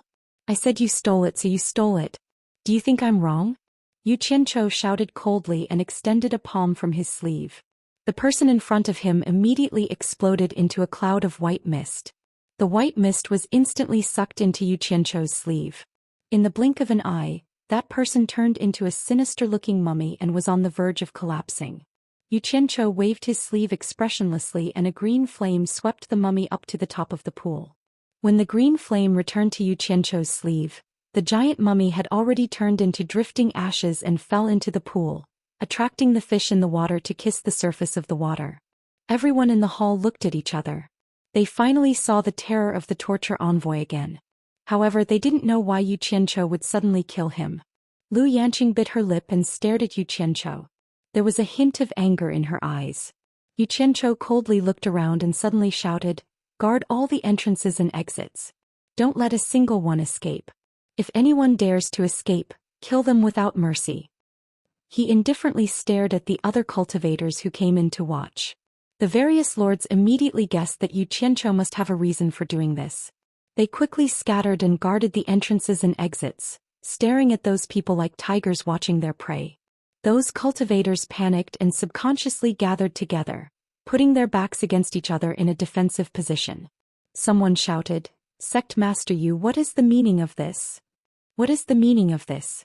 Yu Qianzhou laughed coldly as he walked towards them and said indifferently, "I just heard from outside that you were ordered by someone to deliberately cause trouble. As a result, those people outside were so scared that they didn't dare to come in." The various lords looked at each other again. This reason seemed too far-fetched. Based on these 5 people's cultivation, what trouble could they cause? With their cultivation, they couldn't possibly scare the people outside. The person who shouted cupped his fists and said, "Sect Master Yu, someone is deliberately misleading us. How could the few of us come to World Commerce City to cause trouble? There is another reason why the people outside didn't come in. It has nothing to do with us. Please, Sect Master Yu, be magnanimous and let us leave." "So you're saying that someone is wrongly accusing you?" Yu Qianzhou raised his brows and said indifferently, "I'm not an unreasonable person and I won't easily believe a one-sided story. I'll give you a chance to explain yourself. Then tell me, why didn't the people outside come in? Also, I'm warning you, don't try to fool me. Once I find out, I guarantee that none of you will leave alive." With that said, the various lords instantly understood. After going through so much trouble, this was their main goal, which was to find out the reason for this strange matter. They were all filled with admiration. The expressions of the people trapped also changed. They weren't idiots and naturally knew Yu Qianzhou's goal. Originally, some people were still holding on to a trace of hope. They thought that this was hallucinatory Immortal City and Yu Qianzhou wouldn't dare to do anything to them. Otherwise, they would be severely punished by the Chamber of Commerce Alliance. However, Yu Qianzhou had just come to kill the chicken to warn the monkey. He had made up a random excuse and killed the innocent person. They were extremely daring and simply disregarded the rules of the Chamber of Commerce Alliance. At this moment, everyone understood that the person from before didn't steal anything at all. Yu Qianzhou had killed him for everyone to see. After a moment of silence in the hall, Yu Qianzhou said indifferently, "My patience is limited. I believe everyone has heard that the 30 disciples of the Heartless Palace all died in my hands in the ruins of God. Ask yourselves, how do you compare to them? I advise you to say it as soon as possible. Once I lose my patience, even if you want to say it, I might not want to hear it." Ruthless in the front and warning behind, forcing the few of them to have no way out. The cultivator who spoke to Yu Qianzhou gritted his teeth and said, "Sect leader Yu, this matter really has nothing to do with us. Before I came, I heard that in the morning before the World Commerce Alliance opened, the Heartless Palace's elder Feng Jiaoru suddenly sent a message to the various sects managers, saying that if anyone dared to support the World Commerce Alliance, they would not give the Heartless Palace any face and would be going against the Heartless Palace. That's all I know." Sure enough, someone was playing tricks behind the scenes. The lords of the various countries all had stern looks in their eyes. Yu Qianzhou looked at the others expressionlessly and asked, "Is what he said true?" "That's what I've heard." "I've heard the same thing," a few people said one after another. "Yunnan Tian." Yu Qianzhou suddenly shouted. Yunnan Tian, who was dressed in a white cloak, responded and flashed over. Yu Qianzhou squinted his eyes and said, "Even the loose cultivators here know about such a big thing, but we didn't hear anything. If this continues, we will be eaten by others sooner or later. From today onwards, I'll leave the matter of gathering information to you. If you have nothing to do, go out and take a stroll. In the future, when the conditions are right, you have to organize a group of people specifically in charge of this matter. Our world commerce cannot be blind or deaf." "Got it." Yunantian clasped his hands angrily and said, "What should we do now? I'm just afraid that I don't know what happened. It'll be easier now that I know. Damn it. They're going too far. Do they think I'm made of clay? Just wait and see, you dog." Yu Qianzhou walked outside with large strides. "Sect Master Yu, can you let us go now?" The person who had spoken to Yu Qianzhou earlier asked. In the end, Yu Qianzhou shouted without even turning his head, "Don't leave a single one alive, kill." With this order, the trapped people immediately cried out in alarm. Someone shouted angrily, "You Qianzhou, you despicable person, I'll fight you to the death." However, the lords of the various countries who were already boiling with murderous intent had already attacked first. Dozens of figures surrounded and attacked ruthlessly. In an instant, the hall was filled with the sounds of a fierce fight. With such a sudden commotion inside, the onlookers outside immediately knew that a fight had broken out. Before Yu Qianzhou could walk out of the door, Wei Chuanqiu, who was carrying a big red flower on his back, had already flashed in. Seeing the fight that had quickly ended inside, he said in shock, "What's going on?" Yu Qianzhou ignored him and walked to the area outside the door. He looked around coldly at the onlookers and shouted sternly, "Throw out the corpses for me." As soon as he finished speaking, a few mutilated and dismembered corpses were thrown out from inside. The onlookers floating in the air were instantly shocked. They didn't know what was going on with the World Commerce Association. Previously, when they were recruiting people, there had already been cases of people dying in a fight. Now something like this happened again. Weren't they afraid that the Commerce Association Alliance would punish them severely? Wei Chuanqiu. Yu Qianzhou shouted again. With a flash of green light, Wei Chuanqiu had already landed beside him. Before the doubt on his face had disappeared, he saw Yu Qianzhou shout angrily at the crowd. Heartless Palace's elder Feng Jiuru actually dared to openly send people to provoke our World Commerce Association in broad daylight. Smashing and robbing, committing all sorts of crimes. This is simply intolerable. This cannot be tolerated. Our World Commerce Association was forced to protect ourselves and had no choice but to kill. Bat King Wei, quickly go and invite the Commerce Association Alliance to uphold justice. How could this be? They're too daring. This heartless palace is too arrogant. The sounds of discussion in the air immediately became chaotic. Most of the people knew that Feng Jiuru had ordered the sects to blackmail them, so they were waiting here to watch the show. They wanted to see the World Commerce Association embarrass themselves. However, they didn't expect Feng Jiuru to be so daring. She actually sent people to smash and rob. This was a bit too much. Chapter 877. In everyone's eyes, World Chamber of Commerce was the weaker party compared to Heartless Palace. It was good enough that Heartless Palace didn't cause trouble for World Chamber of Commerce. At least for now, no one believed that Yu Qianzhou would confuse right and wrong to cause trouble for Heartless Palace. Therefore, after hearing Yu Qianzhou's indignant shout, everyone felt that Feng Jiuru had crossed the line. They all thought that Heartless Palace was too arrogant to cause trouble in hallucinatory Immortal City. This was a slap to the Chamber of Commerce Alliance's face. For a moment, both in the open and in the dark, the comments condemning the Heartless Palace immediately caused an uproar, but no one suspected that Yu Qianzhou was talking nonsense. Feng Jiuru, that little bastard?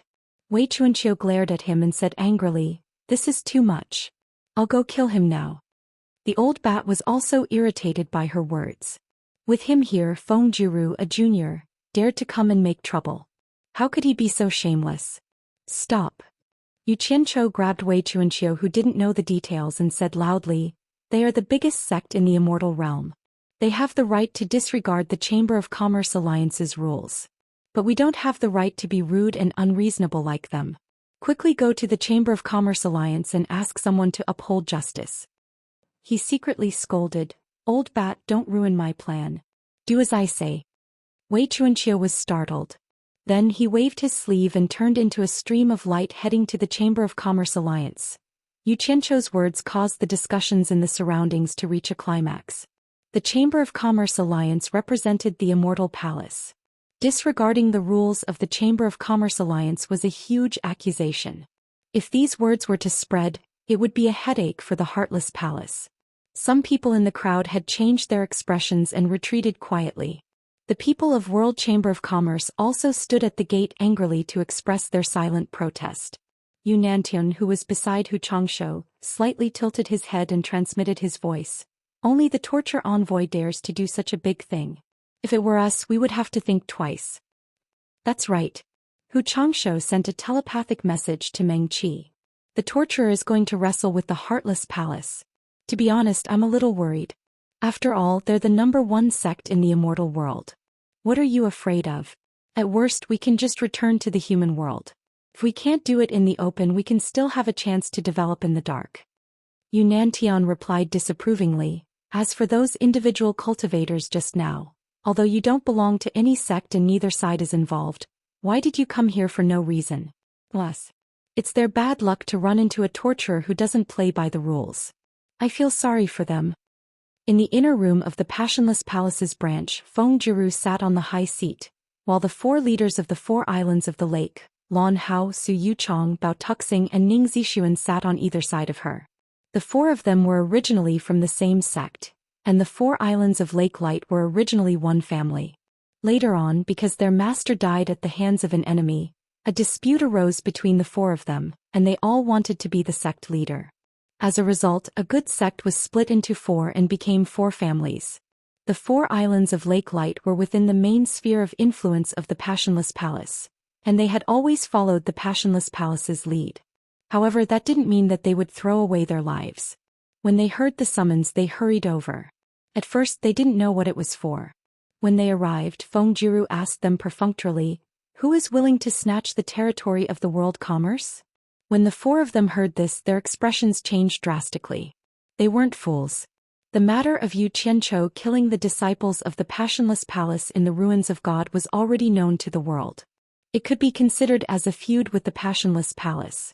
Coupled with the news that the world commerce was about to open, they immediately understood that the 4 of them were going to become tools for others to use. If it was to deal with an ordinary person, the 4 of them might fight to do it. With the support of the Passionless Palace, in addition to the fact that Yu Qianzhou's cultivation wasn't that great, they could also obtain a piece of land that was famous in the immortal world. It could be said to be a wonderful job. However, this Yu Qianzhou wasn't ordinary. He had the Green Wing Bat King and the White Cloud Mountain Master by his side. If they really snatched Yu Qianzhou's territory, then they might as well hide in the illusory immortal city for the rest of their lives. Otherwise, how would the 2 early-stage immortal emperor experts let them off? No matter how good the territory was, it wasn't as important as their own lives. No matter how Feng Jiru talked, the 4 of them were still vaguely unwilling to nod in agreement. Seeing that the soft approach didn't work, Feng Jiru didn't hold back anymore. She directly used a hard threat and said bluntly, "Everyone, we have no choice in this matter. If those 2 old monsters want to kill you, my Passionless Palace is still confident that we can protect you. However, if my Passionless Palace wants to kill you, those 2 old monsters definitely won't be able to protect you. Everyone better think clearly. Don't do things that you shouldn't have done." Since she had already said it to this point, the 4 of them really had no choice but to reluctantly agree. However, they had a stomach full of complaints. "Since your Passionless Palace isn't afraid of those 2 old monsters, why did you still ask us to torment you? Can't your Passionless Palace handle it yourself?" What they didn't know was that this matter was completely done by Feng Jiru herself. It wasn't a decision made by the upper echelons of Passionless Palace. With Feng Jiru's late-stage great immortal cultivation, let alone 2 old monsters, any old monster would be able to kill him. Otherwise, he wouldn't have so many scruples. Now Feng Jiru wanted to do a better job and show off her abilities so that the higher-ups would think highly of her. In addition, she saw that the 4 of them were not very determined, so she wanted to show off the might of the Heartless Palace. Thus, before the World Commerce Association opened, she sent a message to the sects, advising them not to support the World Commerce Association. Otherwise, they would be going against Passionless Palace. At this time, the news that came back from time to time showed that the sects were indeed afraid of Passionless Palace's power. No one dared to support the World Commerce Association. Feng Jiru proudly boasted to the sect masters. Her disciple Sun Lun also flattered her from time to time. The 4 sect masters were secretly shocked. They didn't expect Passionless Palace to be so powerful. It was far beyond their expectations. A simple warning was enough to make the sects in the immortal world not dare to act recklessly. Thus, the 4 of them slowly smiled and flattered her. At this moment, the disciple who had happily delivered the news suddenly stood outside and shouted for Branch Master. Sun Lun was slightly surprised when he saw this. He cupped his fists at the few people and came out to send a voice transmission to that disciple. Did something happen? That disciple hurriedly told him about what happened to the World Commerce Association. Sun Lun was a little confused after hearing it. He immediately felt that his master was overconfident and caused trouble. Originally, he didn't think that there was a need to waste effort on a Yu Qianzhou. If there was a decree from the upper echelons, then it was a different matter. There was no need to find trouble for himself. Go back and keep an eye on them. Sun Lun waved the disciple away. He felt that the situation was serious and he couldn't hide it anymore. He immediately returned to Feng Jiru's side and told her what happened. The smile on Feng Jiru's face slowly froze. The Four Islands sect masters looked at each other, not knowing what happened to make this confident elder lose her composure. Feng Jiru, who was stunned for a moment, suddenly smashed the newly changed tea table into pieces. She stood up and shouted angrily, "How dare you slander this old man? Come follow me to see." In the inner room of the Wan Gutong branch, Wan Gi, Huofeng, Du Nanshan and Yadonglu were all seated. Not only them, there were a few more people. Master Ya and Shui Mingqing, Huo Lianqing and Hui Yunlong, Du Kairen and Du Feng, and Wan Ling were also in the room. The last three pairs of master and disciple, or father and son, had taken the initiative to come to the sect to congratulate the opening of World Commerce Firm. It could be said that they were prepared to give Yu Qianqiu a great deal of face. Huo Lianqing and the others hadn't expected Yu Qianqiu's momentum to develop so fiercely. He had actually managed to establish a world commerce firm on his own and had even made quite a name for himself. They were acutely aware that this was a good opportunity because Yu Qianqiu had a good relationship with their sons or disciples. If they could use this opportunity to raise the status of world commerce firm, as long as Yu Qianqiu wasn't stupid, he would appreciate this favor and naturally deepen his relationship with their sons or disciples. This was undoubtedly beneficial to Yu Qianqiu, but it was also very beneficial to the juniors like Hui Yunlong. For these juniors, the competition within the sect was fierce. If they were on the same starting line as their peers in the sect, they would already have a close relationship with the sect leaders of other sections. This was definitely something that would give them extra points in the sect. If World Commerce Firm's status in the immortal world was higher, Hui Yunlong and the others who had a good relationship with sect master Yu Qianqiu would naturally stand out among their peers in the sect. This problem seemed complicated, but it was actually very simple. For example, the position of deacon in Chaotian Palace would be given to anyone with similar conditions. There was a time when they needed to purchase some urgently needed immortal herbs and World Commerce Firm happened to be selling them. However, World Commerce Firm purposely raised the price or didn't want to sell them. Because Shui Mingqing had a good relationship with World Commerce Firm's sect master Yu Qianqiu, Chaotian Palace sent Shui Mingqing to talk to Yu Qianqiu. Yu Qianqiu finally sold the immortal herbs to Chaotian Palace for the sake of their friendship. Chaotian Palace benefited from this, so they naturally had to look up to Shui Mingqing. Like Master Ya and the others, they wouldn't give up an opportunity to help their son and disciple pave the way, so this group of people came. Wan Ling was different from everyone else. She was forced to come by her grandfather. A group of people were originally going to World Commerce Firm to congratulate them, but who knew that Feng Jiuru would suddenly issue a warning. As a result, a group of people postponed the congratulation. As a result, they gathered together and waited for a while. It wasn't that they were afraid of Feng Jiuru, but they wanted to see how Yu Qianqiu would deal with this. If Yu Qianqiu couldn't even get past this, they wouldn't go to congratulate him. Although they weren't afraid of Heartless Palace, there was no need to offend Heartless Palace for a useless person. Feng Jiuru was actually certain of this. She predicted that everyone wouldn't offend Heartless Palace for a mere Yu Qianqiu, so she dared to be so arrogant. Chapter 878. In reality, Wan Gi didn't want to care about Feng Jiuru's *T warning. As the largest chamber of commerce in the immortal realm, it wasn't far from the Heartless Palace. Most importantly, Wan Bushing had told him that he couldn't treat Yu Qianqiu lightly. However, unexpectedly, Wan Ling stopped him from congratulating and told him to wait and follow the crowd. They would do what everyone else did. Wan Gi thought it was strange, but he knew that Wan Ling was sent by Wan Bushing. She was the one who could make the decision. As for the reason, only Wan Ling knew. She didn't like the Heartless Palace for a long time, but she didn't expect the Heartless Palace to make a move on the secret agent sent by the Immortal Emperor. She was delighted and looked forward to the scene of the Immortal Palace taking care of the Heartless Palace. The elders sat across from each other and chatted casually. The younger ones were polite and answered questions. Du Feng, Hui Yunlong and Shui Mingqing were much more casual with each other because the three of them were friends. However, the three of them were much more polite to Wan Ling. They all remembered how Wan Ling had held Yu Qianqiu's hand in front of everyone. They didn't know what the relationship between her and Yu Qianqiu was. Although these people stayed here, they never stopped receiving news from the outside. They were always aware of the World Chamber of Commerce's movements. If there was anyone who was really worried about Yu Qianqiu, it was probably Shui Mingqing, because he vaguely knew that there was an unknown power behind Yu Qianqiu that would be of great help to his future development. Once he left Yu Qianqiu's help, it wouldn't be long before the fake halo above his head was exposed. At that time he would lose his foothold in Skyward Palace. Therefore, after Shui Mingqing knew that Feng Jiuru was going to deal with Yu Qianqiu, he was very anxious. He was a little distracted when he talked to everyone. Just as everyone was patiently waiting, the latest news about the World Chamber of Commerce arrived. All the disciples told them about Yu Qianqiu's furious actions in detail.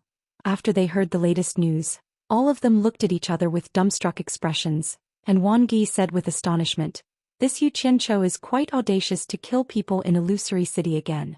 But this Feng Jiuru is even more daring. She actually dares to openly smash and rob in the World Commerce Association. She really doesn't place the rules of the Commerce Association Alliance in her eyes." Sitting cross-legged opposite him, Ye Donglu slowly shook his head and muttered, "Why do I feel that something is wrong? Feng Jiuru might be arrogant, but she was not arrogant enough to go against the Immortal Palace, was she? Openly smashing and robbing in the World Commerce Chamber of Commerce. Unbelievable. What's so unbelievable about that? That guy is too arrogant. Otherwise, why would he do something like warning the sex? Does he really think that his heartless palace has the final say in the immortal world?" Hu Feng chuckled and said, "Normally, small sects would be afraid of Heartless Palace's power and wouldn't dare to make a sound. But this Yu Qianqiu is quite interesting. He's a person who can't tolerate sand in his eyes." Feng Jiuru sent people to provoke him, but he was even more ruthless. He didn't place Heartless Palace in his eyes at all. He directly killed the people Feng Jiuru sent, and still wants to complain to the Commerce Association Alliance. This time Feng Jiuru is playing with thorns. This Yu Qianqiu is not to be trifled with. I'm afraid he'll ruthlessly bite him enough to make him suffer. Hearing this, everyone burst into laughter. At this time, Du Kairan stood up and said to Du Feng, "We should go congratulate that friend of yours for opening his business." Ye Fuzi also stood up and said, "That's right.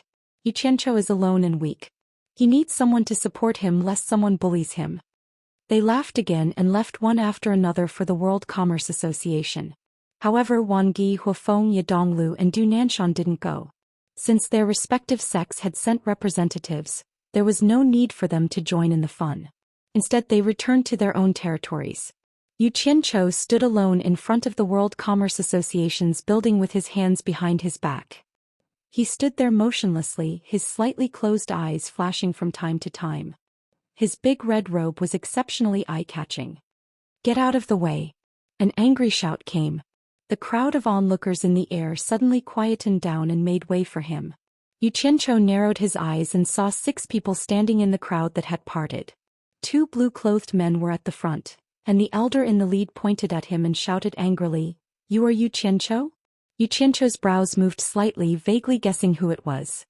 He immediately sneered and said, "You're that old man Feng Jiuru who deliberately made life difficult for my World Commerce Association? How dare you?" Sun Luan shouted. Feng Jiuru was so angry that she laughed and said, "What an arrogant brat." The master and disciple landed in front of Yu Qianqiu. Feng Jiuru pointed at the mutilated corpse on the ground and said aggressively, "Why are you framing this old man?" Yu Qianqiu sneered and said, "I'm framing you? Damn it. I didn't even know who you were before this. I was even eager to avoid your heartless palace. It's more like I have nothing better to do. Only a ghost would frame you." The surrounding people nodded inwardly, deeply agreeing with Yu Qianqiu's words. Unless Yu Qianqiu was tired of living, he wouldn't deliberately frame Feng Jiuru. The news that Feng Jiuru had released against Yu Qianqiu was true. The lords crowded at the entrance of the World Commerce Association building were sweating in their palms. What if they angered the other party by spouting nonsense so unscrupulously?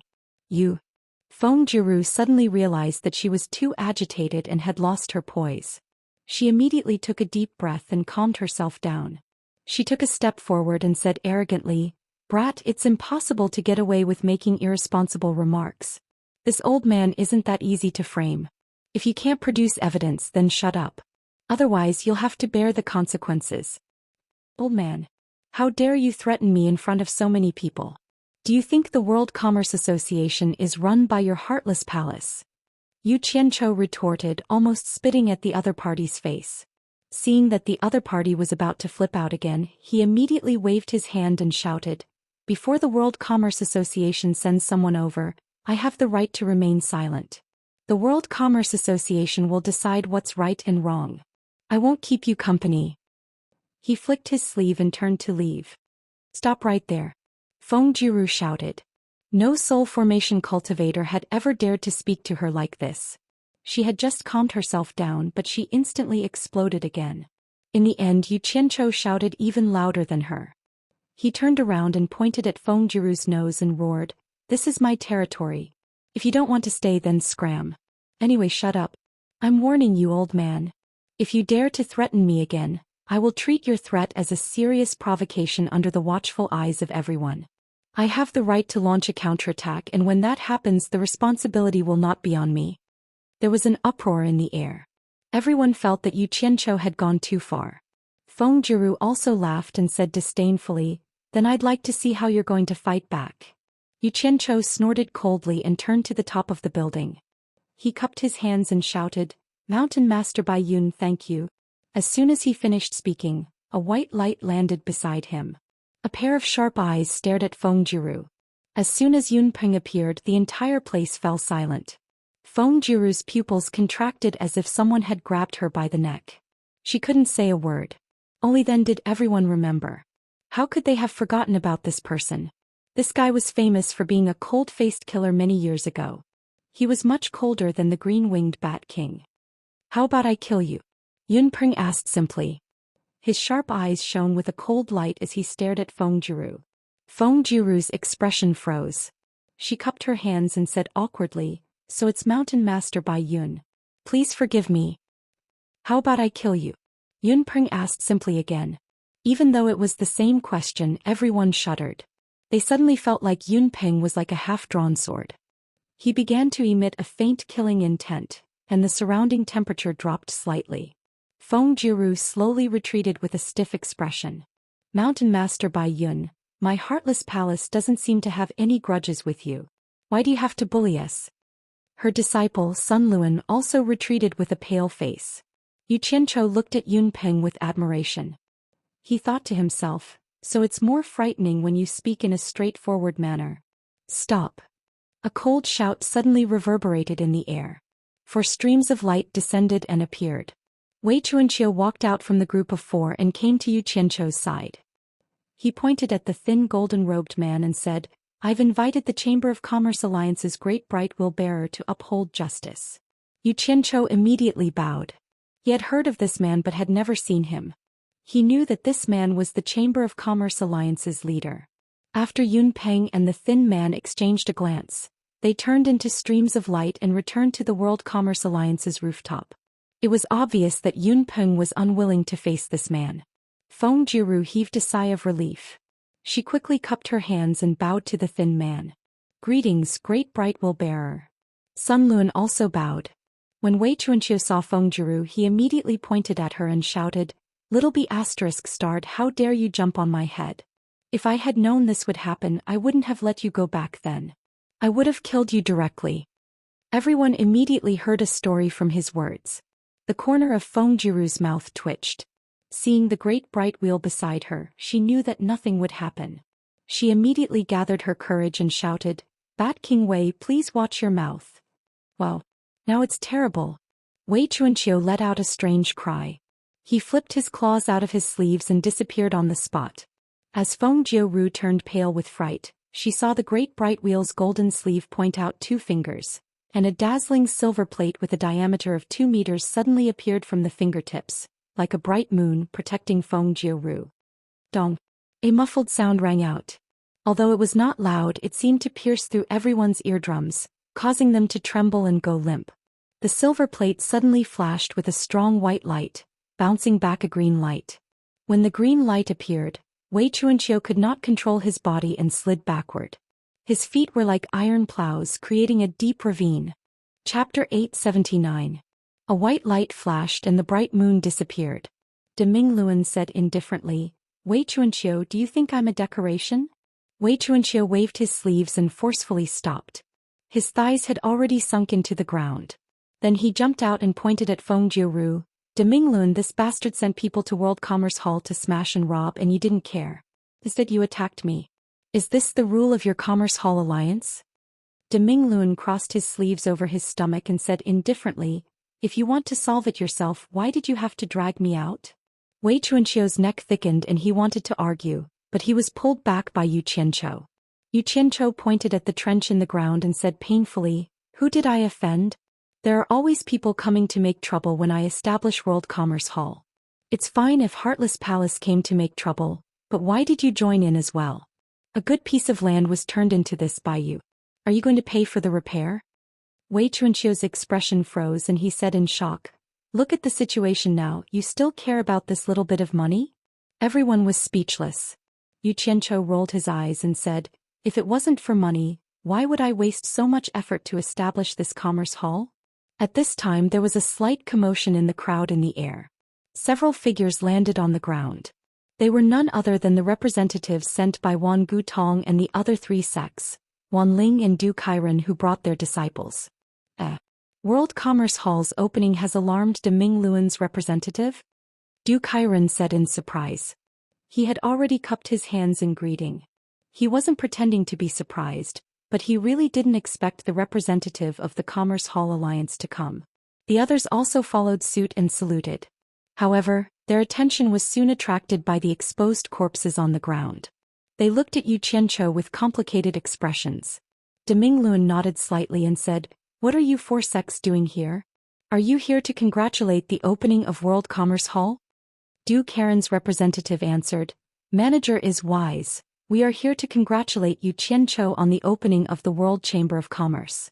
The others also nodded in agreement. When he said this, the expressions of everyone present varied.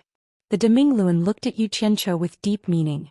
Feng Jiuru, on the other hand, had a gloomy expression on her face as she kept her mouth shut. It was obvious that these families were not giving her any face. Yu Qianqiu immediately cupped his hands and laughed. Welcome. Welcome. A warm welcome. Please come inside.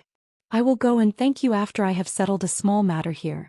Hu Changshu Yunantian, come and entertain the guest. While speaking, he nodded to Shui Mingqing and the other friends. The gate, which was blocked by the lords of the kingdoms, was suddenly empty. The two groups of people with big red flowers on their chests formed an 8 shape again. Hu Changshu and Yunantian came together and waved their hands to invite the guests. Huo Lianqing waved his hand and said, there's no need to stand on ceremony. Since it is just a small matter, it is fine for us to wait. Yu Qianqiu, why did people die here?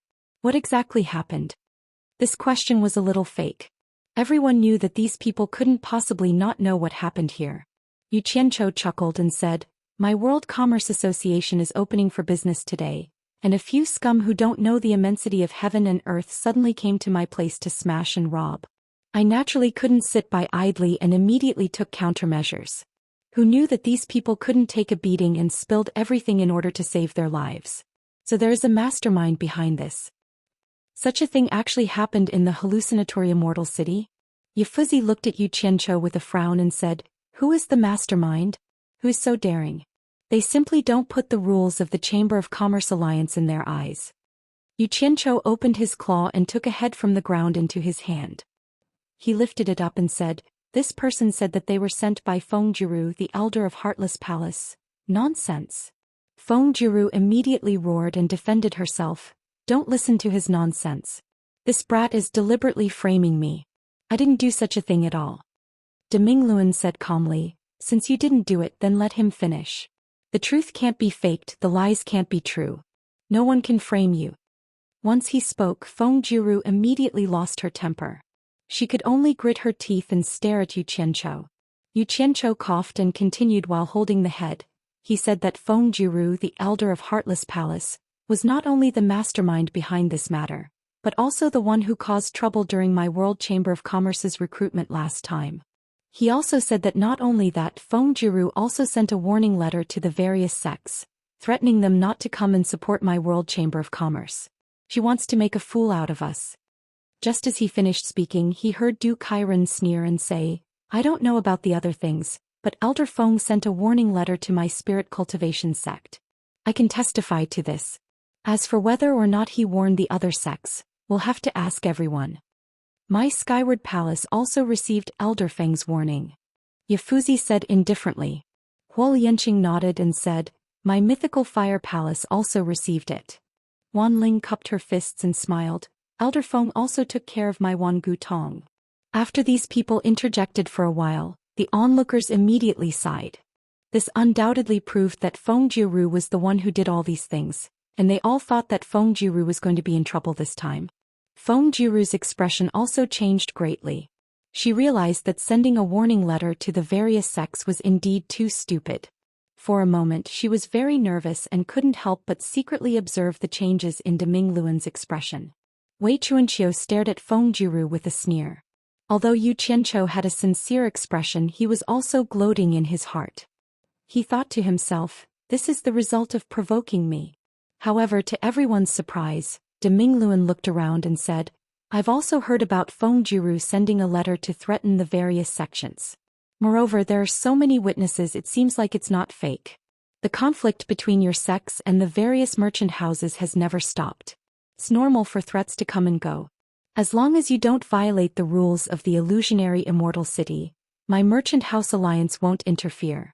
If we want to interfere, we will only interfere with those who brazenly violate the rules. Yu Qianqiu. Yu Qianqiu was pondering what these words meant when he suddenly heard someone calling him. He immediately cupped his fists and said, Here. Other than your world merchant house's people, did anyone else see these dead people smashing and robbing in your world merchant house? Deming Luan asked. Yu Qianqiu was startled and felt that something was wrong. He looked around and it seemed too late to find an outsider to testify. He gritted his teeth and replied, I don't know if anyone else saw it. I'm afraid that even if someone saw it, they would be afraid of Heartless Palace's despotic power and wouldn't dare to stand out to testify. Deming Luan lowered his eyes and sighed softly. Since there are no outsiders to testify, why did you kill all these people? Even if only one was left alive, he would be a good witness. Now that there are no witnesses, do you want me to believe your world merchant house's side of the story? As soon as these words came out, everyone immediately felt the wind change. Feng Jiru's expression was somewhat overjoyed. She didn't know why this person in charge of the Merchant House Alliance wanted to help her. They had never interacted before. Could it be that he had a deep relationship with the sect? At this point, Deming Luan's calm tone suddenly became stern. In the future, don't bother me with things without evidence. I'm not a selfless judge and don't have the time to distinguish right from wrong. My Merchant House Alliance knows what to do. Now that someone has pulled me here, I can't just go back without doing anything. Because what I'm seeing now is someone brazenly violating the Merchant House Alliance's rules. Yu Qianqiu. How dare you kill people in hallucinatory Immortal City twice in a row? Are you looking down on my Merchant House Alliance's rules? Everyone was silent. Du Kairen and the others who had come to see Feng Jiru's misfortune were all stunned. Feng Jiru's spirits rose. She didn't expect that she would gain the upper hand in the blink of an eye. Yu Qianqiu was a little dumbfounded. How did the ending turn out like this? He immediately cupped his hands and explained, Leader is wise. My world merchant house only wants to do business honestly. However, the wind won't stop when the tree desires peace. Seeing that someone has come to kill my world merchant house, can't my world merchant house protect itself? Did I say that you can't protect yourself? On Deming Luan's thin face, under his thick eyebrows, his eyelids flickered with a bright light. He said in an imposing manner, You have Wei Chuanqiu and Yun Ping here. Is there a need to kill a few soul formation cultivators? You don't even want to leave any evidence that's beneficial to you. Do you want my Merchant House Alliance to work for you? Do you think the Merchant House Alliance is something you can order around? Ask the entire immortal world if there's such a good thing? His words made Yu Qianqiu speechless. He could see that Feng Jiru had already made up his mind. No matter how glib your tongue was, Feng Jiru had everything under his control. The situation was completely under his control. It was useless no matter how you tried to reason with him. Feng Jiru had absolute strength. If he said that Yu Qianqiu was wrong, then Yu Qianqiu was wrong. If he said that Feng Jiru was wrong, then she definitely couldn't be right either. This was what it meant to be a king. All ghosts and monsters couldn't withstand a single blow. But this way Wei Chuanqiu couldn't take it anymore. He shouted, Deming Luan, according to what you said, we can't get away with killing people in self-defense? De Mingluan looked at him and said indifferently, "Since there is indeed a reason for this, I won't pursue it."